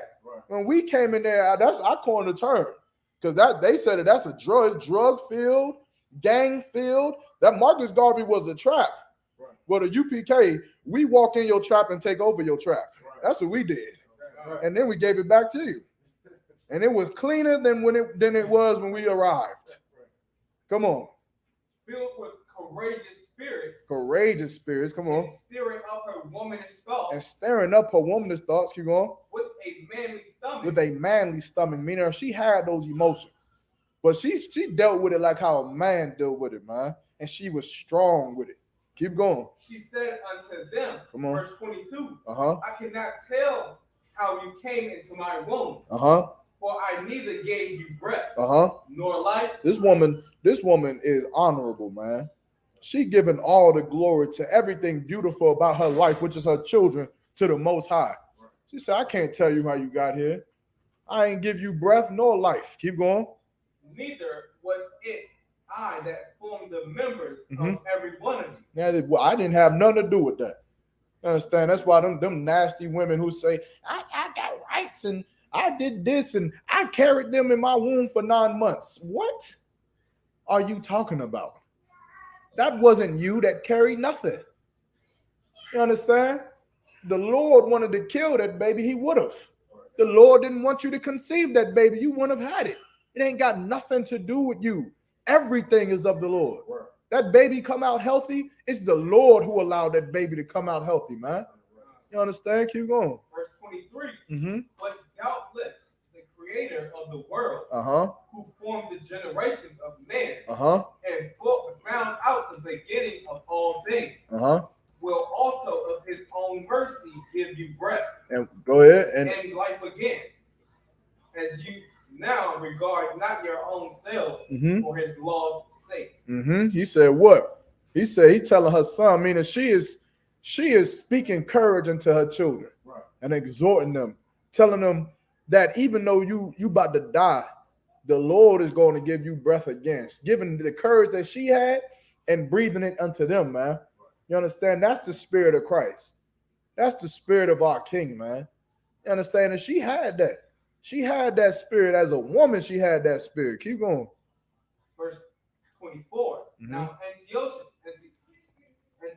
thinking himself despised and suspecting it to be a reproachful speech, whilst the youngest was yet alive, did not only exhort him by words, but also assured him with oaths that he would make him both a rich and a happy man. So now, right? He's saying he thinking that it was a reproachful speech. But while the youngest brother was alive, right? He telling them, like, I'm going to give you money. And I'm swearing oath unto you that you're going to be famous and you're going to have power. And you're going to be this, that, and third in Greece. Right? Trying to buy his allegiance. Right? Trying to give him money. Because a lot of you think that you ain't selling your allegiance of the Lord and giving it to the oppressor because you ain't faced in a physical tormented situation. You think, oh, because you ain't getting hung on a tree, that there is no battle, that there is no fight. Well, this brother wasn't threatened to get hung on no tree. He wasn't threatened to get burned in a pot or boiled in a cauldron. He was threatened of getting rich. That's the same. Ain't that what we do in America? You got to shave your face and go completely bald to get a job at that corporate office. Not so that you don't get burned in the pot, Nadia. I don't think that's why they save their face. I don't think that's why they do it. You don't got to put on a suit and tie, not so that you get your tongue cut out. You do it because what? You want money. You want social status. You want social class here in America. And so you do it. All right, keep going. If he would turn from the laws of his father. If he would turn from the laws of his fathers. Keep going. And why this, like, why are they doing this, man? Because they can't rule over this earth unless they rule over you. And that's any ruler. That's any ruler. Which is why you so dumb thinking that this is our place of rest here in America, thinking that what, you equal to America? America rules over you. They have to. Otherwise, they can't be the greatest country. Would that make them look like they ain't even got control over the people inside of their own country? You forget the Civil War, did you not? You forgot when the South went against the North? They didn't just let it slide and say everyone has free will and free speech and freedom of religion and freedom to do whatever they wanted to do. They didn't do that. Right. They went and killed their own people to get their people in check, to get them people in order, right? And it was right for them to do that.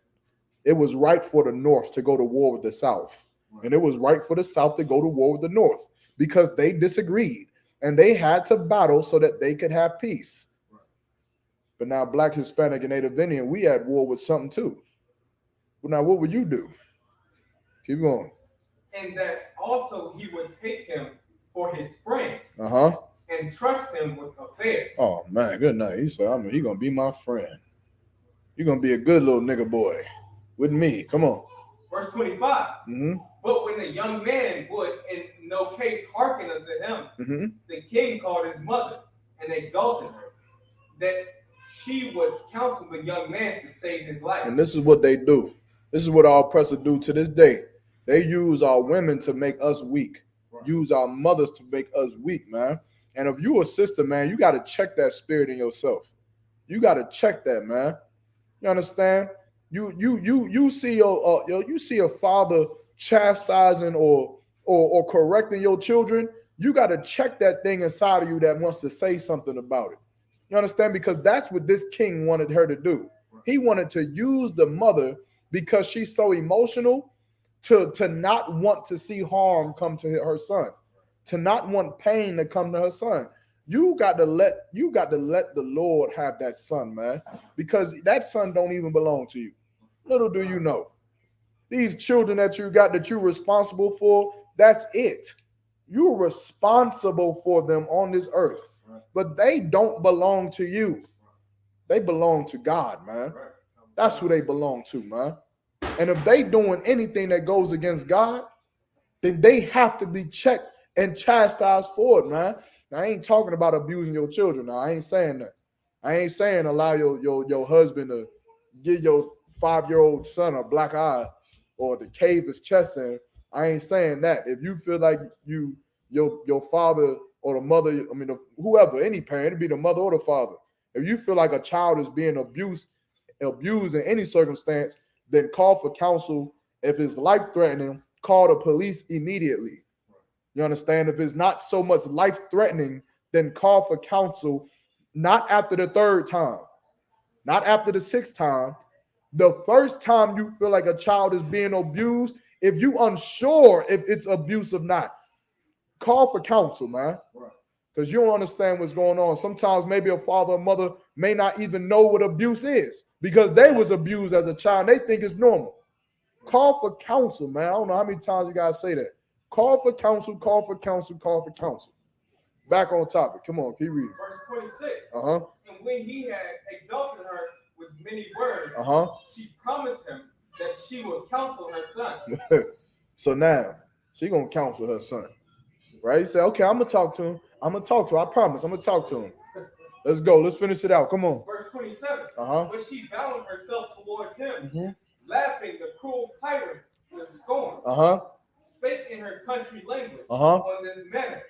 Oh, my son, have pity have pity upon me that bare thee 9 months in my womb, and gave thee suck 3 years, and nourished thee, and brought thee up unto this age. And brought thee, damn, man, she breastfed this boy 3 years. In today's time, after about a year, they be done. They be done now. Yeah. Come on. And endured the troubles of education. And endured the troubles of education. I nourished thee, brought thee up to this age, and endured the troubles of education, of teaching you. Keep going. Verse 28. I beseech thee, I beg thee. I beg you, my son. Keep going. Look upon the heavens and the earth. Look upon the heavens and the earth. Look all around you. Look at all of this. Keep going. And all that is therein. And all that is inside the heavens and the earth. Keep going. And consider that God made them of things that were not. And consider them that God made these things from nothing. Keep going. And so was mankind made likewise. And so was we. That's how we got here, from nothing, from God. Keep going. Verse 29. Fear not this torment. Don't fear this tyrant. Don't fear this Donald Trump. Don't fear this Bill Clinton. this devil, this police officer with this gun and his badge, this police chief. Don't fear him. Keep going. But being worthy of thy brethren. But being worthy of thy brethren, man. You stand strong like the Kansas City 4. You stand strong like the Kentucky 8. You stand strong like Commander General Yohana, man. You understand? To be worthy of your brethren, man. You out there, them cookouts. You out there, them classes. You taking pictures with Commander General Yohana and the generals, man. You don't know how much they went through to hold the seat that they have, man. How much they suffered and how much they sacrificed to do the things that we do in the truth. And you taking pictures with them and going up to them and saying shalom and I just wanted to save the water. Man, you better have the courage that these brothers and this mother had, man, to not pick up no damn pork, man. Shouldn't be eating no damn pork, smoking no damn cigarettes, smoking no weed, selling no drugs, and to think to share space with Commander General Yohana, man. Look, you better not be under me and I find that out. Going up to Commander General Yohana saying, I want to take a picture, man. You better go take a picture with the damn drug addicts. You better go out there with them and take a picture with them. But this woman, she set a standards of what it meant to be worthy. To be worthy to be mentioned in this Bible. To be worthy to be mentioned with his brethren. And for him to be worthy of his brethren, keep going. Take thy death. Take thy death, man. Take it. Right. Die. Don't sucker up because you hungry. Don't become some drug addict because you depressed. Okay. Don't become some thief and some robber because you poor. If you are tasked with serving the Most High, and you have two choices, either being dead or eating pork and celebrating Christmas, and just die. Just die. And what else is there to talk about? Ain't no Christmas there. Ain't no pork. Ain't none of that. It's just death and honor. And glory comes quick. It comes very quick after that. I promise you. Keep going. That I may receive thee again in mercy with thy brethren. And I may get you again in mercy with thy brethren. She wanted her son back. She loved her son. She loved her son so much that she wants to nourish him for 9 months again, to give him suck for 3 years again, to train him up and educate him until the age he was all over again. But she don't want no bitch nigga for a son. Right. That's what she don't want. And give that sister a hand for that. A lot of you women, you want some sucker for a son. You want some sucker for a husband. You want some purple pussy to be your man that you sleep with. This woman didn't want her son to be no purple pussy. Right. She wanted her son to be a nigger Israelite, to be a gangster, and to spit in the face of a goddamn tyrant when he tried to compel him to eat swine's flesh, man. Right. That's what she wanted, and that woman was strong. You sisters, you got to be like that. You got to be like that. You should look at these brothers out here. They ordering that shrimp. We was out there in Atlanta, man, and oh, man, we was in the land of sodomites, man. I'm out there with Natazar, Captain Natazar, Natazar Gabar, and we out there just trying to get some food. I just remember seeing these men, and they just so nicely dressed and got the slick pants on and the nice fresh haircut with the Christian cross, with the sleeves rolled up, with the pants legs rolled up, with the shoes with the no socks on, sitting up in them bars, man, drinking fruity martinis and eating shrimp kebabs and I could never think like I'm not a woman. You understand? I can't think like a woman. But I just don't never understand how a woman could look at something so gay, something so obviously gay, and get turned on by that. Like, I couldn't imagine. My daughter better not ever pick no man like that. Right. If I look at that man and I say, man, I'll get Nadia to whoop his ass right now with no question, that's not the man you need to be with. That's not him. This woman didn't want her son to be no purple pussy. Right. Oh no, pussy Christian church goer, singer, choir. I gotta come up with a name for them. Purple Christian. She wanted her son. She wanted her son to be One West. Right. She wanted her son to be no cowards, man, and to take death. Keep going. Verse 30. Mm-hmm. While she was yet speaking these words, Uh-huh. the young man said, Uh-huh. Whom wait ye for? Uh-huh. I will not obey the king's commandment, Uh-huh. but I will obey the commandment of the law that was given unto our fathers by Moses. Come on with it. Keep going. Verse 31. Mm-hmm. And thou that hast been the author of all mischief against the Hebrews Mm-hmm. shall not escape the hands of God. You shall not escape the hands of God. Right. So what they telling them again? You understand? Telling them again that you're not gonna pass your judgment. You understand? It's going to come. You understand? Hold on 1 second. Let me get this camera right. Hold on 1 second. Bear with me.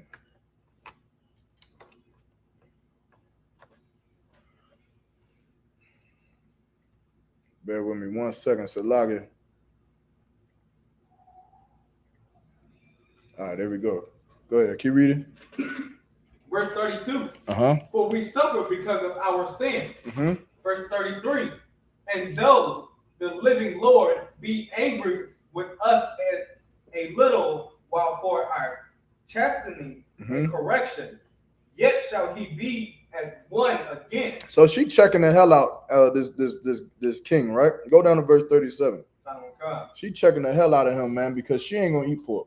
She just watched all her sons die right in front of her, and this king is still trying to get her to eat pork, and she is checking him to piss.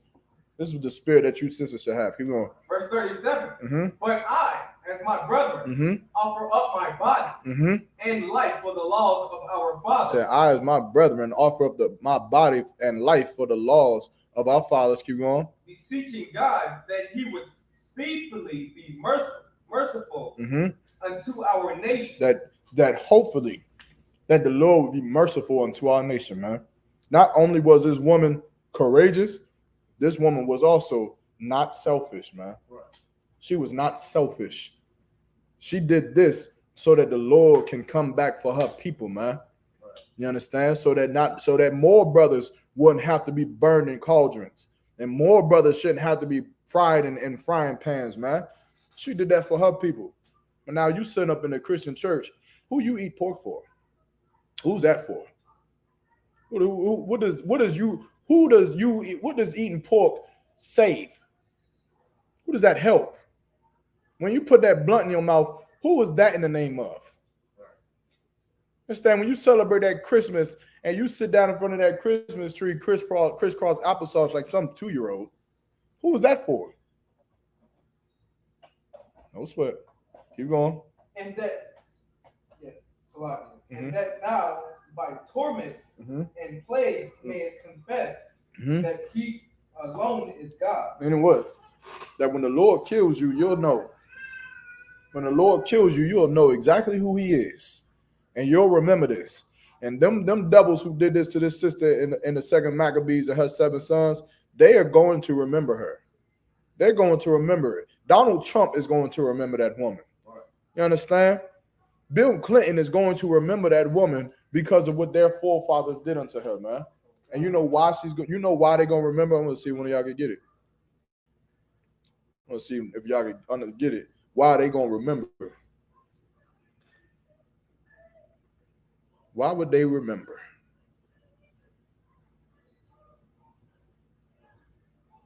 So say I disappeared. Magic. Why are they going to remember when God sends plagues on this earth? When God sends nuclear warfare on this earth, why are they going to remember this woman that thousands of years ago that King Antiochus had tormented and tortured and killed? Why would Donald Trump remember? Come on. She told him it was going to happen. Nah, she ain't tell Donald Trump. Donald Trump won't there. You understand? So why Donald Trump gonna know?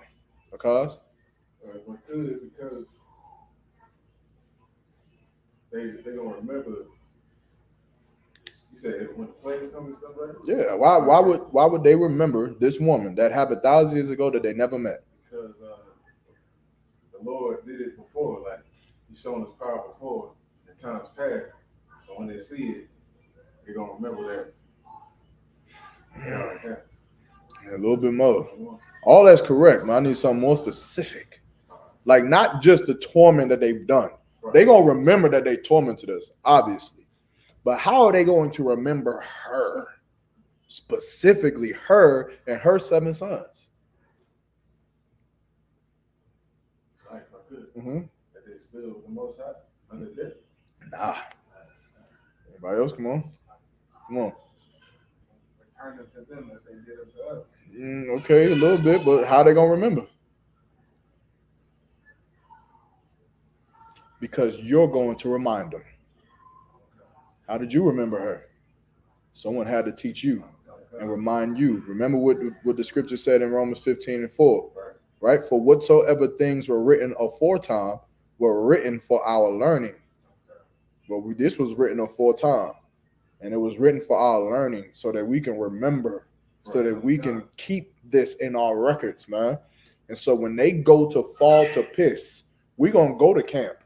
And when they come past that camp, we're going to break this down to them, and they're going to remember what they did to this woman. You understand? Drop that. Give me numbers. We're going to go to another one real quick. Right? That was one woman who was courageous. Give me Numbers chapter 25 and verse. I want to go through this one. Go to verse 3.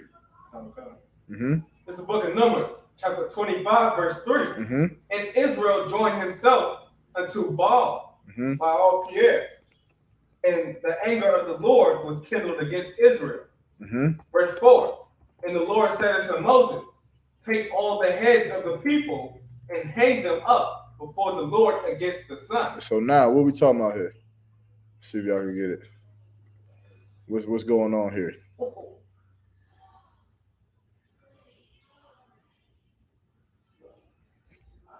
he was at 25.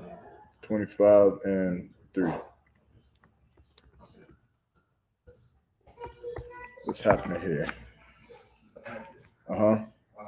Israel has joined with another nation to serve their gods. Yeah.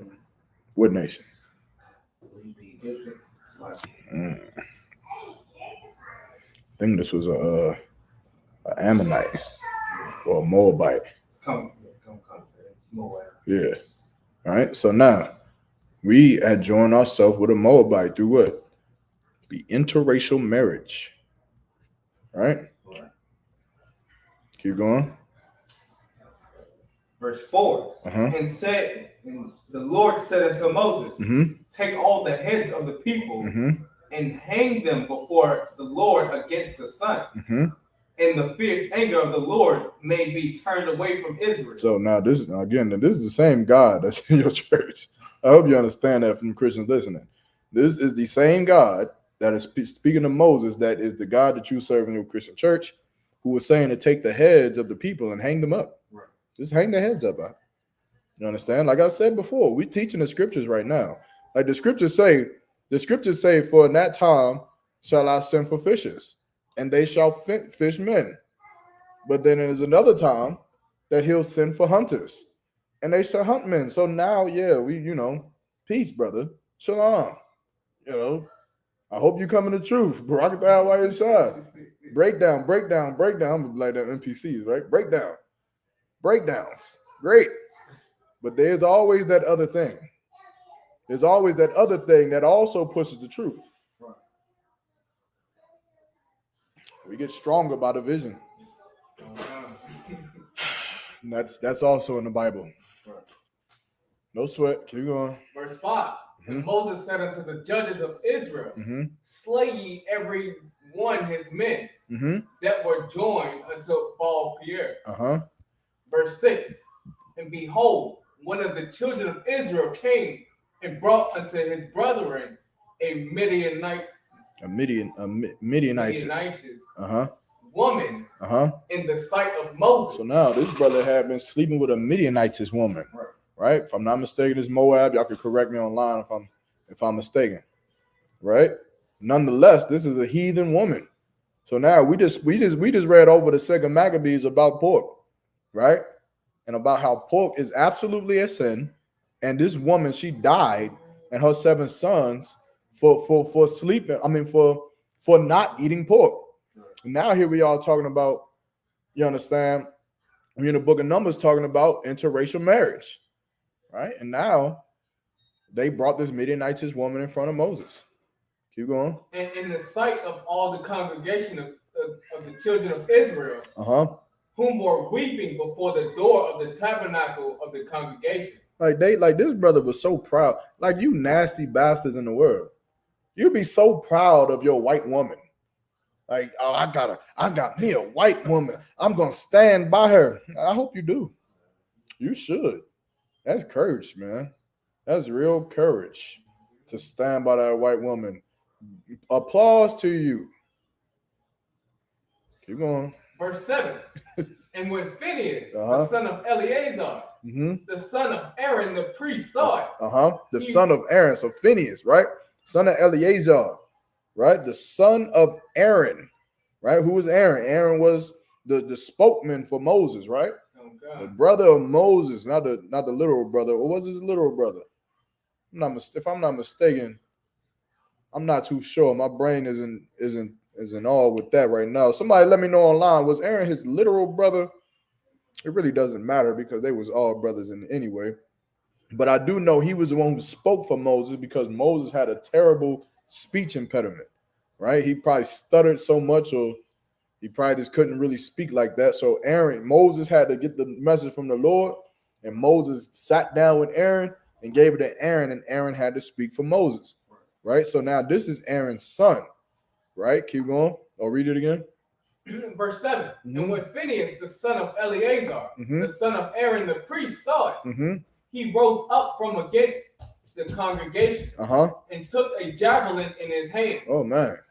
Now, I ain't pulled this with no selfish intent. You understand? But shameless plug. And this is where javelin comes from. You understand? The Lord's javelin, of course, in the Hebrew, just so happens to be Yarmak.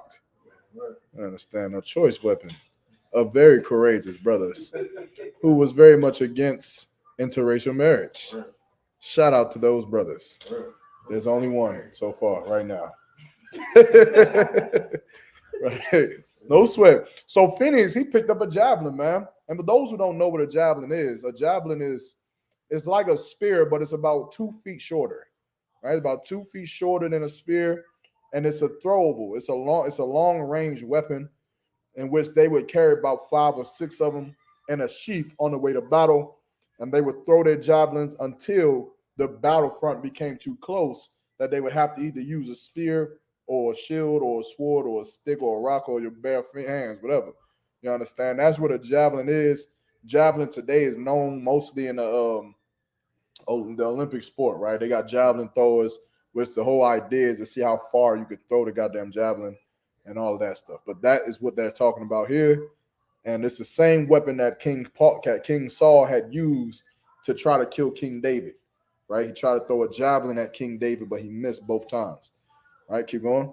Verse 8. And he went after the man of Israel into the tent and thrust both of them through. And he did. Now, if this man threw a javelin at this brother and hit both of them through, that means that they was what?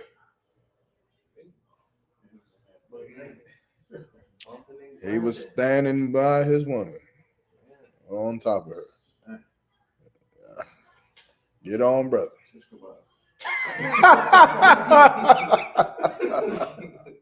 Hell no. A chicken and shrimp shish kebab.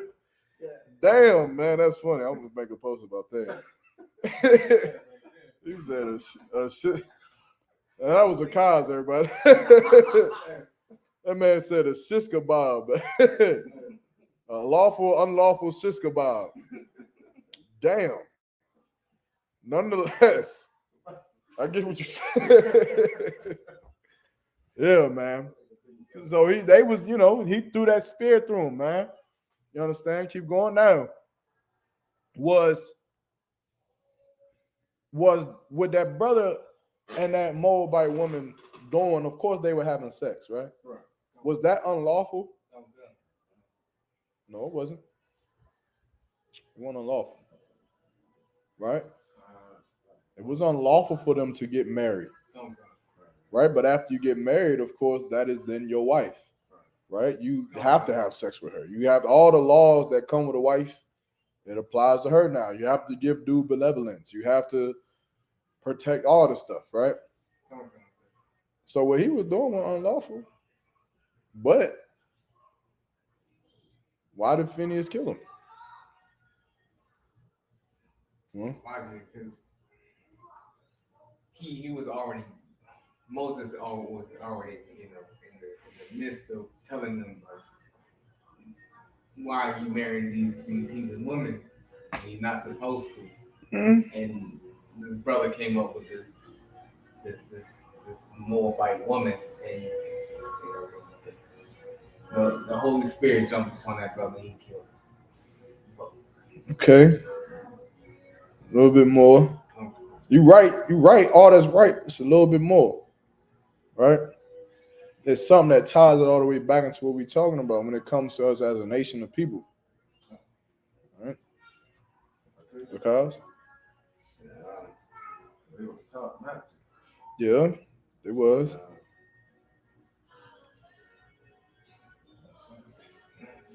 Come on, man. I got you. We were, like you said, we were taught to not sleep with anyone outside of our nation. Right.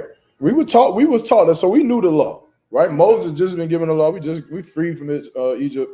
We know what we're supposed to be doing, right? But yet he did this anyway. Right? So now what was the point of this? Like, what is him killing him doing? Come on. Like, it's going to teach everybody else to not do that. It could. It was something a little bit more specific. All right. For time's sake, that it took away the anger of the Lord. You had to. He had to do it. You understand? Which means what? He couldn't just be friends with his drug addict friends. He couldn't just be cool with his interracial marrying homeboys. He couldn't just let it slide because that's just his life. I'm an Israelite. He couldn't do that. He had to get rid of that disgust from the nation of Israel. Otherwise, the Lord was going to punish us all. Is that not how we got into this situation now? So if we got into this condition because some of us decided to worship Baal, and some of us decided to eat pork, and some of us decided to celebrate Christmas, then that means that we can't do what? We can't allow our brothers and sisters to celebrate Christmas.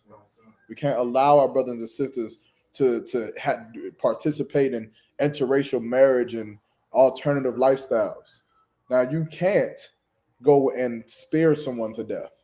You can't kill a man because he chooses to sin against God, but you can cut his conscience. You can cut his spirit by using these words, by using these stories, by going into these records and remembering stories like Phineas, remembering stories like the sister and her 7 sons, so that you can contend with their conscience.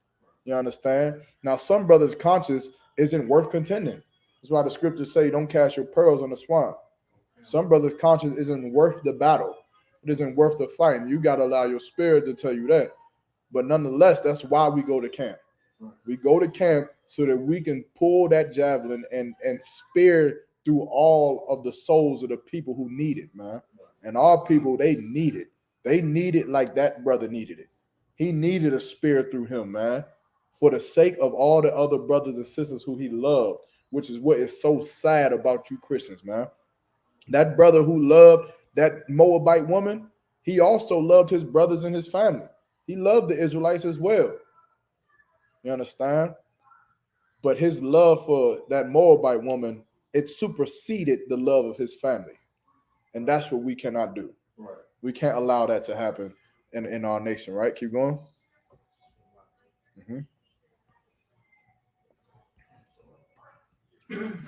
Verse 8 in the middle. And the woman through her belly So the plague was stayed from the children of Israel. Yeah, so now we didn't get the plague of the Lord. Right, keep going. Verse 9. And those that died in the plague were 24,000. So now 24,000 of us died because of interracial marriage. Keep going. Verse 10. And the Lord spake unto Moses, saying, verse 11, Phineas, the son of Eleazar, the son of Aaron the priest, have turned my wrath away from the children of Israel. Come on, that's it. Go ahead, keep reading. While he was zealous for my sake among them, that he consumed not the children of Israel and my jealousy. Verse 12. You can stop there. You understand? So the Lord, the Lord's wrath was taken away because of what Phineas did, man. You understand? That's why when you brothers go out there to camp and you battling and you teaching, you taking the wrath away from the Lord, man, to try to save our family. And that's the job that we have. This time. We got 15 minutes left. Let me we're gonna stop that for now then. Let me get First Maccabees. Okay. All right, hold on.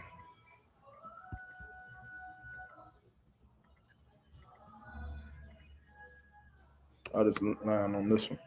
First Maccabees chapter 2. Let's see.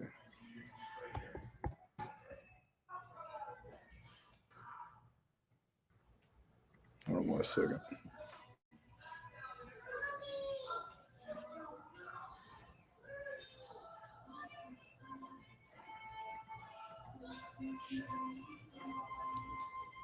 Let me get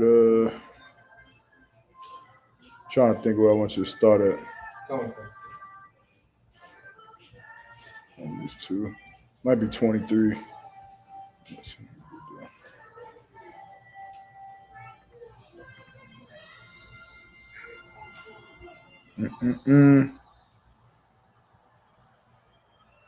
Go to verse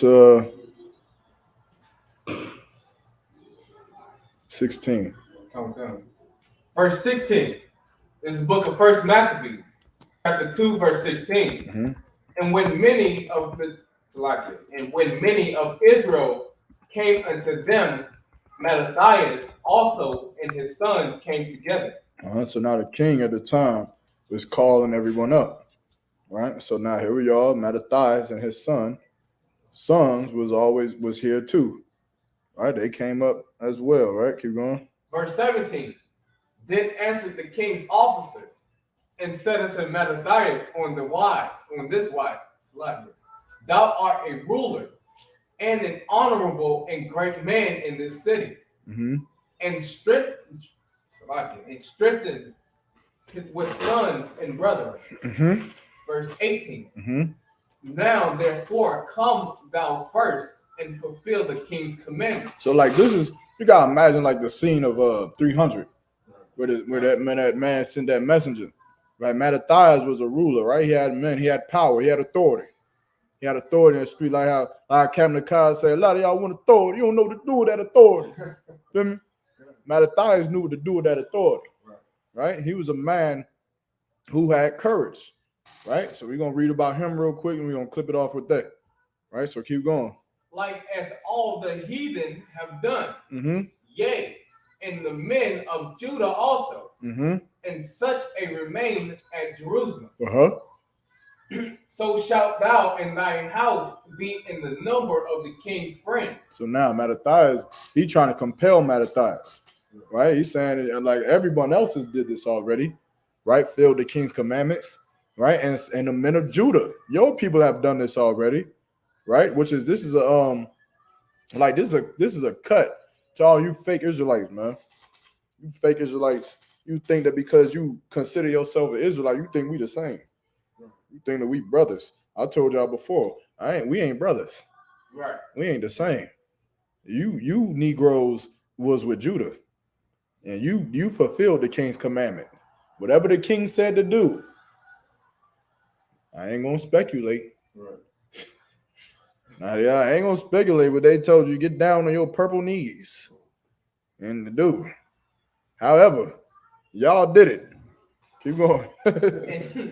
And thou and thy children shall be honored with silver and gold and many rewards. That sounds like a hoe charging me, not y'all. Sound like would a hoe get money? Do this, I'm gonna get some bread. That's what it sound like. Got you. It sound like that. Keep going. You're gonna see if Mattathias was a hoe though.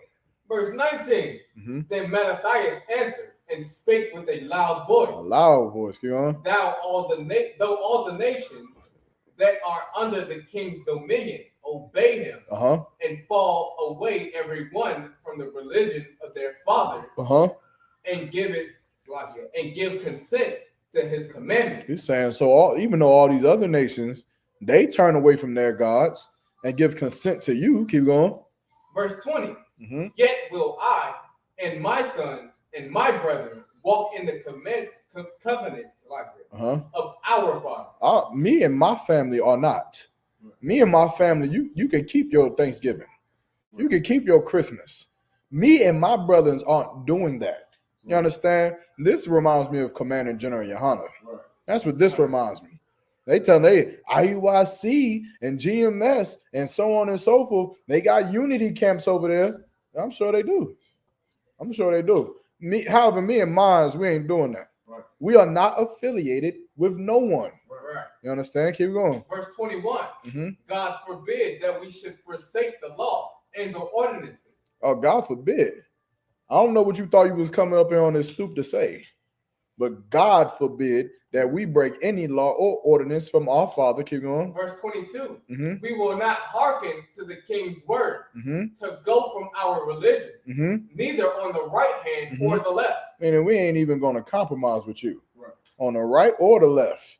Keep going. Verse 23. Now when he had left speaking these words, there came one of the Jews in the sight of all to sacrifice on the altar which was of Modin, according to the king's commandment. So some purple pussy had came up there to sacrifice. Yes, I said it. Some purple pussy came up there to sacrifice on the altar for the king, as the king commanded. Keep going. Verse 24. Which things when Mattathias saw, he was inflamed with zeal, and his reins trembled. Neither could he forbear to shew his anger according to the judgment. Wherefore he ran and slew him upon the altar. So this man, he Mattathias, he saw this purple pussy on his knees at some altar that was in the worship of the king, knowing what our fathers had did for us, knowing the laws that was passed down to us through Abraham, Isaac, and Jacob. This purple pussy was getting ready to give all of that up for this damn oppressor. And Mattathias just couldn't take it. He just couldn't take it. He couldn't understand why some man would be so weak. And he went up there and he killed him. He killed him. Like I said, there's always that other thing. Barakatai Hawaiiah was shot for the Lord and for the laws that binds us from living in such brutality. It won't be that way forever, though. Keep going. Verse 25. Also the king's commissioner who compelled men to sacrifice, he killed at that time. Oh, he killed them too. He killed all of them. Keep going. And the altar he pulled down. And he ripped that altar down, man. He said, to hell with that Christmas, man. To hell with that American flag. To hell with all of these things that go against God. Keep going. Verse 26. Thus dealt he zealously for the law of God, like as Phineas did unto Zambri, the son of Salam. So now, that's the here we go. That's the connection. Right? Phineas did the same thing. That's what we just read about, right? Okay. Right? So now Mattathias is also doing the same thing to remove the wrath from God from the nation of Israel. Keep going. Verse 27. And Mattathias cried throughout the city with a loud voice, saying, whosoever is zealous of the law and maintaineth the covenant, let him follow me. He said, whosoever is no cowards, whosoever is one west, and is zealous of his law and maintaineth the covenant, follow me. Come with us. You understand? Keep going. Verse 28. So he and his sons fled into the mountains. So they left. They had their evacuation plan. They moved. Keep going. And left all that ever they had in the city. Right? Come on. Verse 29. Then many that sought after justice and judgment went down into the wilderness to dwell there. to dwell there. Right. So many of the brothers and the sisters, you understand, they had to leave with him. Right. They had to go. So they rolled with Mattathias, man, because Mattathias was no coward. Right. You understand? Keep going. Verse 30. Mhm. Both they and their children and their wives and their cattle, Mhm. because afflictions increased sore upon them. Right. That's what I just said, right? Keep going. Verse 31. Mhm. Now when it was told the king's servants and the host that was at Jerusalem in the city of David, that certain men who had broken the king's commandment were gone down into the secret places of the wilderness. Mhm. Verse 32. They pursued after them in great number, Mhm. and having overtaken them, encamped against them, Mhm. and made war against them on the Sabbath day. And so now it was a group of men, right? The king's servants, right, who had left and went down into the wilderness. Right. And after they were chased down by the king's servants, they had made war with them on a Sabbath day, right? And of course, the problem here, we ain't talking about eating pork. We ain't talking about interracial marriage. Right. Now we talking about the Sabbath day. Come on with it. Verse 33. Uh-huh. And they said unto them, Mm-hmm. let that which you have done hitherto Uh-huh. suffice. Mm-hmm. Come forth and do according to the commandment of the king, and you shall live. So they're trying to compel them again, right? Let everything you've done hitherto, meaning this so far, that suffice. Like, we get it. You rebelled, we understand, but you're caught now. And before you die, we're giving you an out. You should just come and do what the king said, and you'll live. Keep going. Verse 34. Mm-hmm. But they said, Mm-hmm. we will not come forth, Uh-huh. neither will we do the king. Neither will we do the king's commandment Mm-hmm. to profane the Sabbath day. Oh, man. Bless their heart.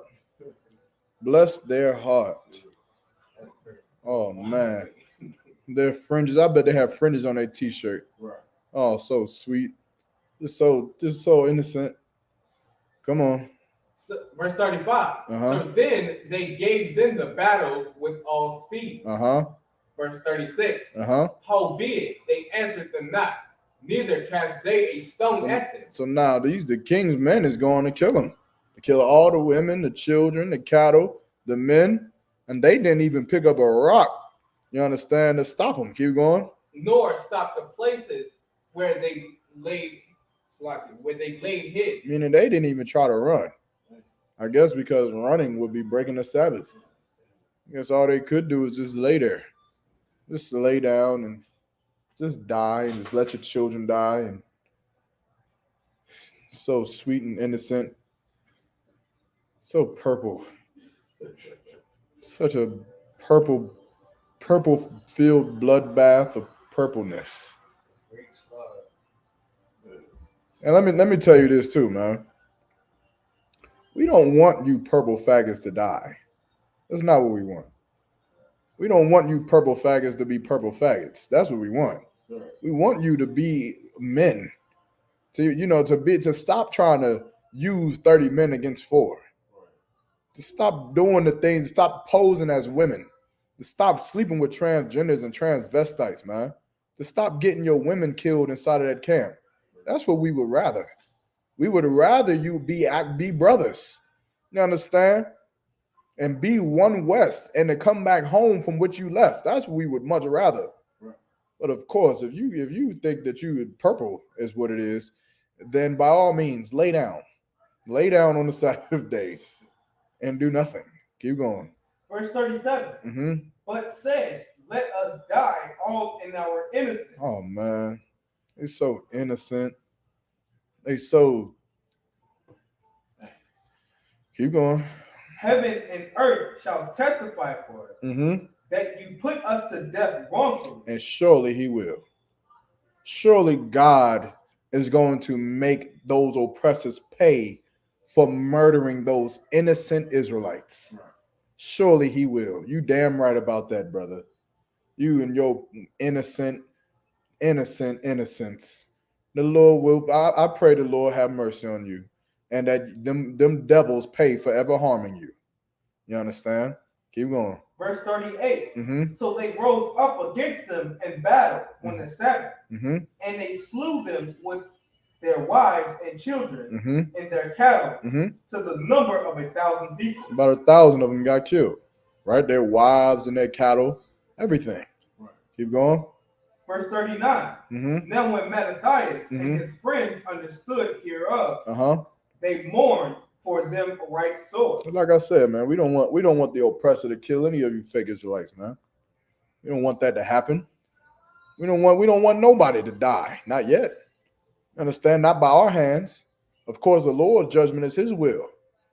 We'd rather for us to stop smoking weed, to stop being drug dealers, and to stop being child molesters, man, and to stop being, this bastardized children, man.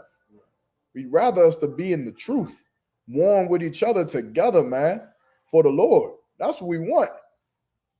So they mourn them brothers, man. Even though they weren't in the truth. They mourn them. Keep going. Verse 40. And one of them said to another, if we all do as our brethren have done, and fight not for our lives and laws against the heathen, they will now quickly root us out of the earth. They understood something different. They understood the longevity of our nation. They understood what it meant to be leaders, and that we had to have offspring. Because if we're not here, then who would be the people that would serve God? If we lose, then God loses. So we can't lose. We can't allow heathens to flourish throughout this earth while we're dead and gone and extinct, because then all the pigs would get eaten and no one would be here to tell them to not do it. Who's going to rule the earth if the nation of Israel isn't going to rule it? If we lose, then the Lord would have lost. And this is something that Mattathias and his men, they understood. It's something that Commander General Yohana understands. It's something that you fake Israelites don't quite get. Keep going. Verse 41. At that time thereof, therefore, they decreed, saying, whosoever shall come to make battle with us on the Sabbath day, we will fight against him. That sounds like something I'd be a part of, that right there, Nadia. I think that's where I'd go. If I was in that purple group before that died, I would have left them and just found these niggas right here. Because these niggas are barbaric. They going to fight on the Sabbath day, I'm going to fight with you. That's exactly what's going to happen. Keep going. Neither will we die all. Sounds good to me. Sounds good to me. Come on. As our brethren that were murdered in the secret place. Come on.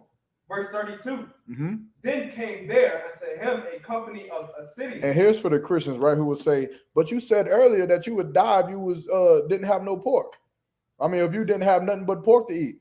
Let me just make it simple for you. It wasn't a sin for them to defend their life on the Sabbath day. It's not a sin for you to use your microwave. It's not a sin for you to cook. It's not a sin for you to go outside and cut your grass. You can cut your grass on Saturday if you want to. You can go outside and damn near having heart attack from mowing your lawn on Saturday if you want to. If that's what you're into, you can do it, because the Sabbath day is made for man and not the man for the Sabbath. It's your day of rest. And guess what? Some people's rest is working out. Some people's rest is bench pressing. Why? Because all throughout the week, you're a fucking slave. You're a slave all throughout the week. So you can't cut the grass. You can't bench press. You can't work out. You can't paint Picassos. You can't do nothing. You can't shove it up in the kitchen like you want to, because you're a slave. But the Sabbath day was given to you so that you can do it. If you want to, you can paint a Picasso. Or you can graffiti the side of your house if you want to. And if someone comes in your house and tries to kill you, you can also defend yourself. Keep going. Who were mighty men of Israel, even all such as were voluntarily devoted unto the law. Verse 33. Also all they that fled from persecution joined themselves unto them, and were a stay unto them. Verse 44. So they joined their forces and smote sinful men in their anger, and wicked men in their wrath. Read that part one more time, Slugger. Verse 44. So they joined their forces. So Slugger, you said verse 42, right? You said that's when the Assyrians had came, right? Come. Right, mighty men of Israel, even all such as were voluntary devoted unto the law. Also all they that fled for persecution joined themselves unto them and were to stay with them. All right. So this is the Assyrians joining with Mattathias and them, right? Right. So they joined their forces and smote sinful men in their anger and wicked men on their wrath, but the rest fled to the heathen for succor, for war. You understand? That's what they did. So they got rid of the wicked that was among them. Meaning you was a homosexual, you had to go. You was some drug dealer, you had to go. You worshiped some other gods, you had to go. You couldn't be affiliated with us or war with us, which is why we don't do unity camps. How the hell we gonna go to war against the greatest devil on the face of the planet Earth and you're a child molester? As if they don't know you're a child molester. Come on, come on, keep going. Verse 45. Then Mattathias and his friends went round about and pulled down the altar.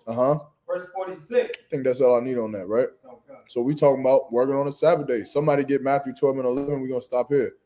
Working on the Sabbath day, man. If you want to continue reading the story of Mattathias, man, all of the Maccabees is a good read.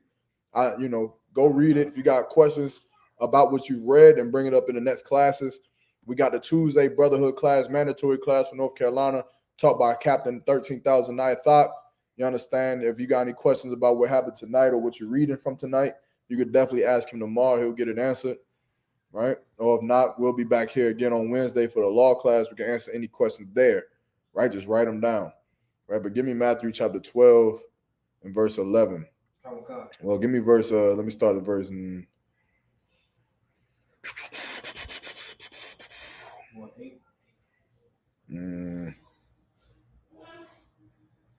Start at verse 5. This is the book of Matthew, chapter 12, verse 5. Hold on. 3, verse 3. Verse 3. But he said unto them, have ye not read what David did when he was... Start at verse 1. This is the book of Matthew, chapter 12, verse 1. At that time, Yahushua went on the seventh day tomorrow through the seventh day through the corn. I mean, he was in the cornfield, right? Come on. And his disciples were in hunger. And the men who followed him were starving. They were hungry. Keep going. And began to pluck the ears of corn. I remember this on the Sabbath day. And they were hungry. And Christ began to pluck the corn so that they can eat. Keep going. And to eat. Keep going. Verse 20, verse 2. But when the Pharisees saw it, they said unto him, behold, thy disciples do that which is not lawful to do upon the Sabbath day. Which is stupid. Why? Come on. Because all they did was break the husk off the corn. Even more stupid than that. They were hungry. What did the disciples do? This is how Christians act. And Pharisees are just like Christians. That's why Christ was able to cut them Pharisees so bad, because they were stupid, just like Christians are. What did they said what? But when the Pharisees saw it, and they said unto him, behold, thy disciples do that which is not lawful to do upon the Sabbath day. What did they do that was unlawful in the Pharisees' eyes? Anybody online got it? What did the disciples do that was unlawful? Remember, this is how dumb Christians are. When I say this, you're going to say, damn, they stupid, because it's dumb. Come on. They did what? It's unlawful to eat. So what are they talking about? What is the Pharisees saying that they did that was unlawful? What was the unlawful act that they did? Did they wash a car? Did they dig a hole? What is the unlawful act that they did? Come on. They plucked the ears of corn. The disciples plucked the ears of corn. They did? They did it? Read that again. Verse 2. Yeah, no, read it again. Verse 2. But the Pharisees saw it. They said unto him, behold, thy disciples do which is not lawful to do upon the Sabbath day. mean, like, what were they doing that they said was unlawful? When Christ was with them and began to pluck the corn and give it to his disciples to eat, they were just doing what? Eating. They were just eating. Because the Pharisees seen them eating, they looked at this as some unlawful act because they're eating. You understand? Keep going. Verse 3. Mm-hmm. But he said unto them, Mm-hmm. have ye not read what David did when he was in hunger? Because David did the same thing. Keep going. And they were with him. Mm-hmm. And they that were with him. Mm-hmm. Verse 4. Mm-hmm. How he entered into the house of God Mm-hmm. and did eat the stew bread. The showbread, right, which was for the priest, right, that he have at the Sabbath service. Right, David ate it. Keep going. Which was not lawful for him to eat, neither for them which were with him, but only for the priest. Good night. So he had to just starve to death, huh? Keep going. Verse 5. Or have ye not read in the law how that on the Sabbath days the priests in the temple profane the Sabbath and are blameless? Verse 6. But I say unto you that in this place is one greater than the temple. Verse 7. That in this place, one greater than the temple. You understand? Meaning David's life was more important than whatever the hell they talking about. David was not supposed to not eat the showbread because he was starving. He had to eat. Keep going. Verse 7. But if ye had known what this meaneth, I will have mercy and not sacrifice, ye would not have commanded the guiltless. Condemned. So like condemned the guiltless. You would have not condemned the guiltless. Meaning what? David didn't eat the showbread for some wicked intent, nor is his disciples eating corn for some wicked intent. Why are they eating? Because they're starving. They're starving. That's why they're eating. And what God would be just that you starve instead of just eat? Just eat the damn corn out. You understand? Keep going. But of course, Christians don't understand. Christians don't understand this, but they understand eating pork. Come on. Verse 8. For the Son of Man is Lord even on the Sabbath day. For the Son of Man is Lord even of the Sabbath day. You understand? He is the Lord of the Sabbath day. Right. Who else is the Son of Man? You. We are also the Son of Man. Right? Of course, the Son of Man in this context would be Christ. Right? But we are also God's children. Keep going. Verse 9. And when he was departed thence, he went into their synagogue. Now go to verse 11. Verse 11. Now they asked him, said, behold, there was a man which his hand was withered. And they asked him, saying, is it lawful to heal on the Sabbath days? That they might accuse him. They wanted to cut Christ. And this is what Christ said on verse 11.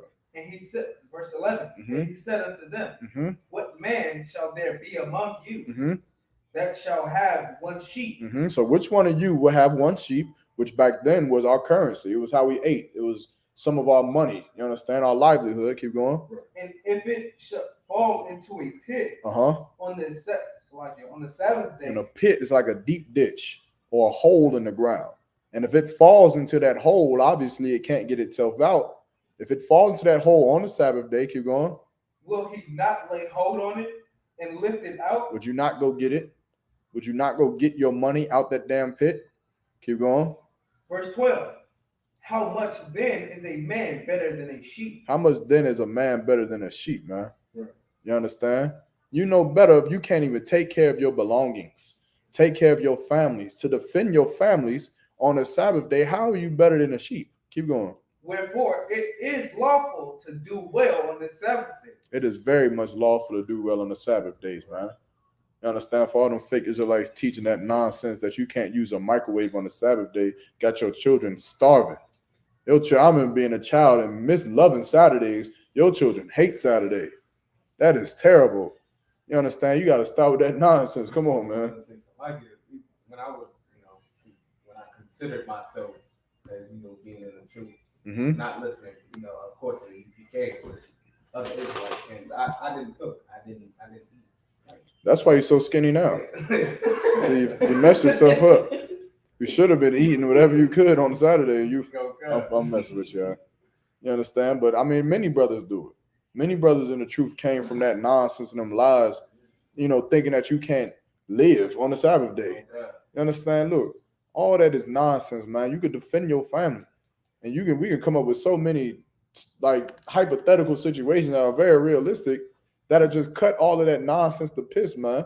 If someone break into your house on a Sabbath day, what you gonna do? Just allow them to rape your woman? Right. Your woman ain't supposed to fight back. Your woman ain't supposed to kill them. I mean, not kill, Salaya, but defend her family that's trying to harm her children on a Sabbath day because it's a Sabbath day. Nah, you better go to work. Right. You better go to work on his behind. I better come back home and see a dead man out front of my door. Right. That's what I better see and say, damn, fuck happened to him? And see my children and women safe. Right. You understand? I don't want to see no brother outside my door unalived. Don't want to see that.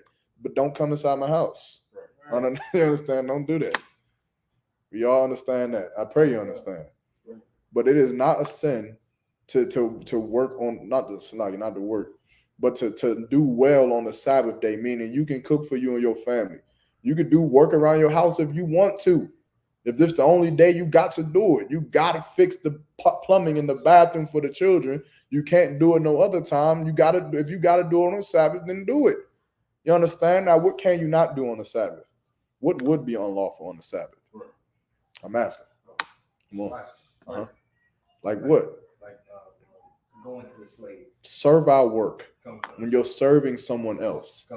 You understand? Like I can't pay Nadia to do my flooring on the Sabbath. I can't pay you to do it. Can you do my flooring on the Sabbath?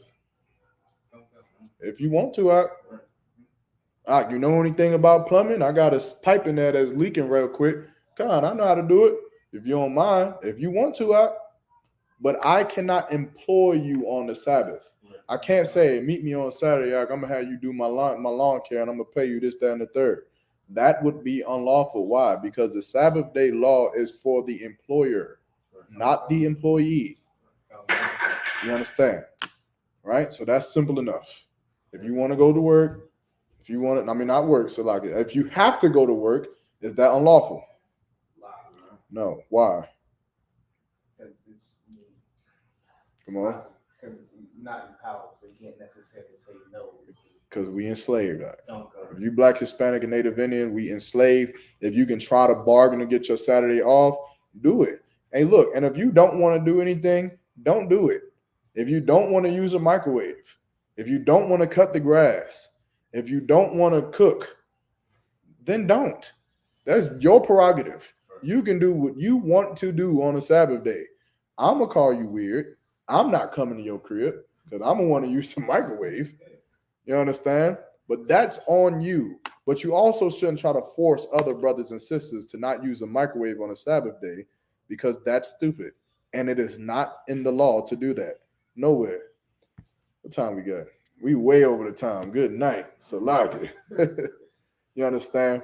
Again, big shout out to Commander Jenny Han and the Israelite School of UPK. Shout out to the Midwest monster himself, Captain 13,000 Mile Quad and his team out there in Chicago, out there in the Midwest, all the brothers who hosted this cookout. I definitely had a good Tawab time. You understand? Can't wait to do it again. It's definitely my first time in Chicago as an adult. It was lovely. It was glorious. It was all that. Shout out to all the brothers, Captain Isupk out in North Carolina, holding it down. Shout out to the brothers here in Goldsboro with me, holding it down. Shout out to everybody tuning in, man. Y'all was in the chat rocking it out tonight, man. You understand? We need this, man. Push this truth, share this class, subscribe to these channels. And with that, we're going to end the class there. Shalom.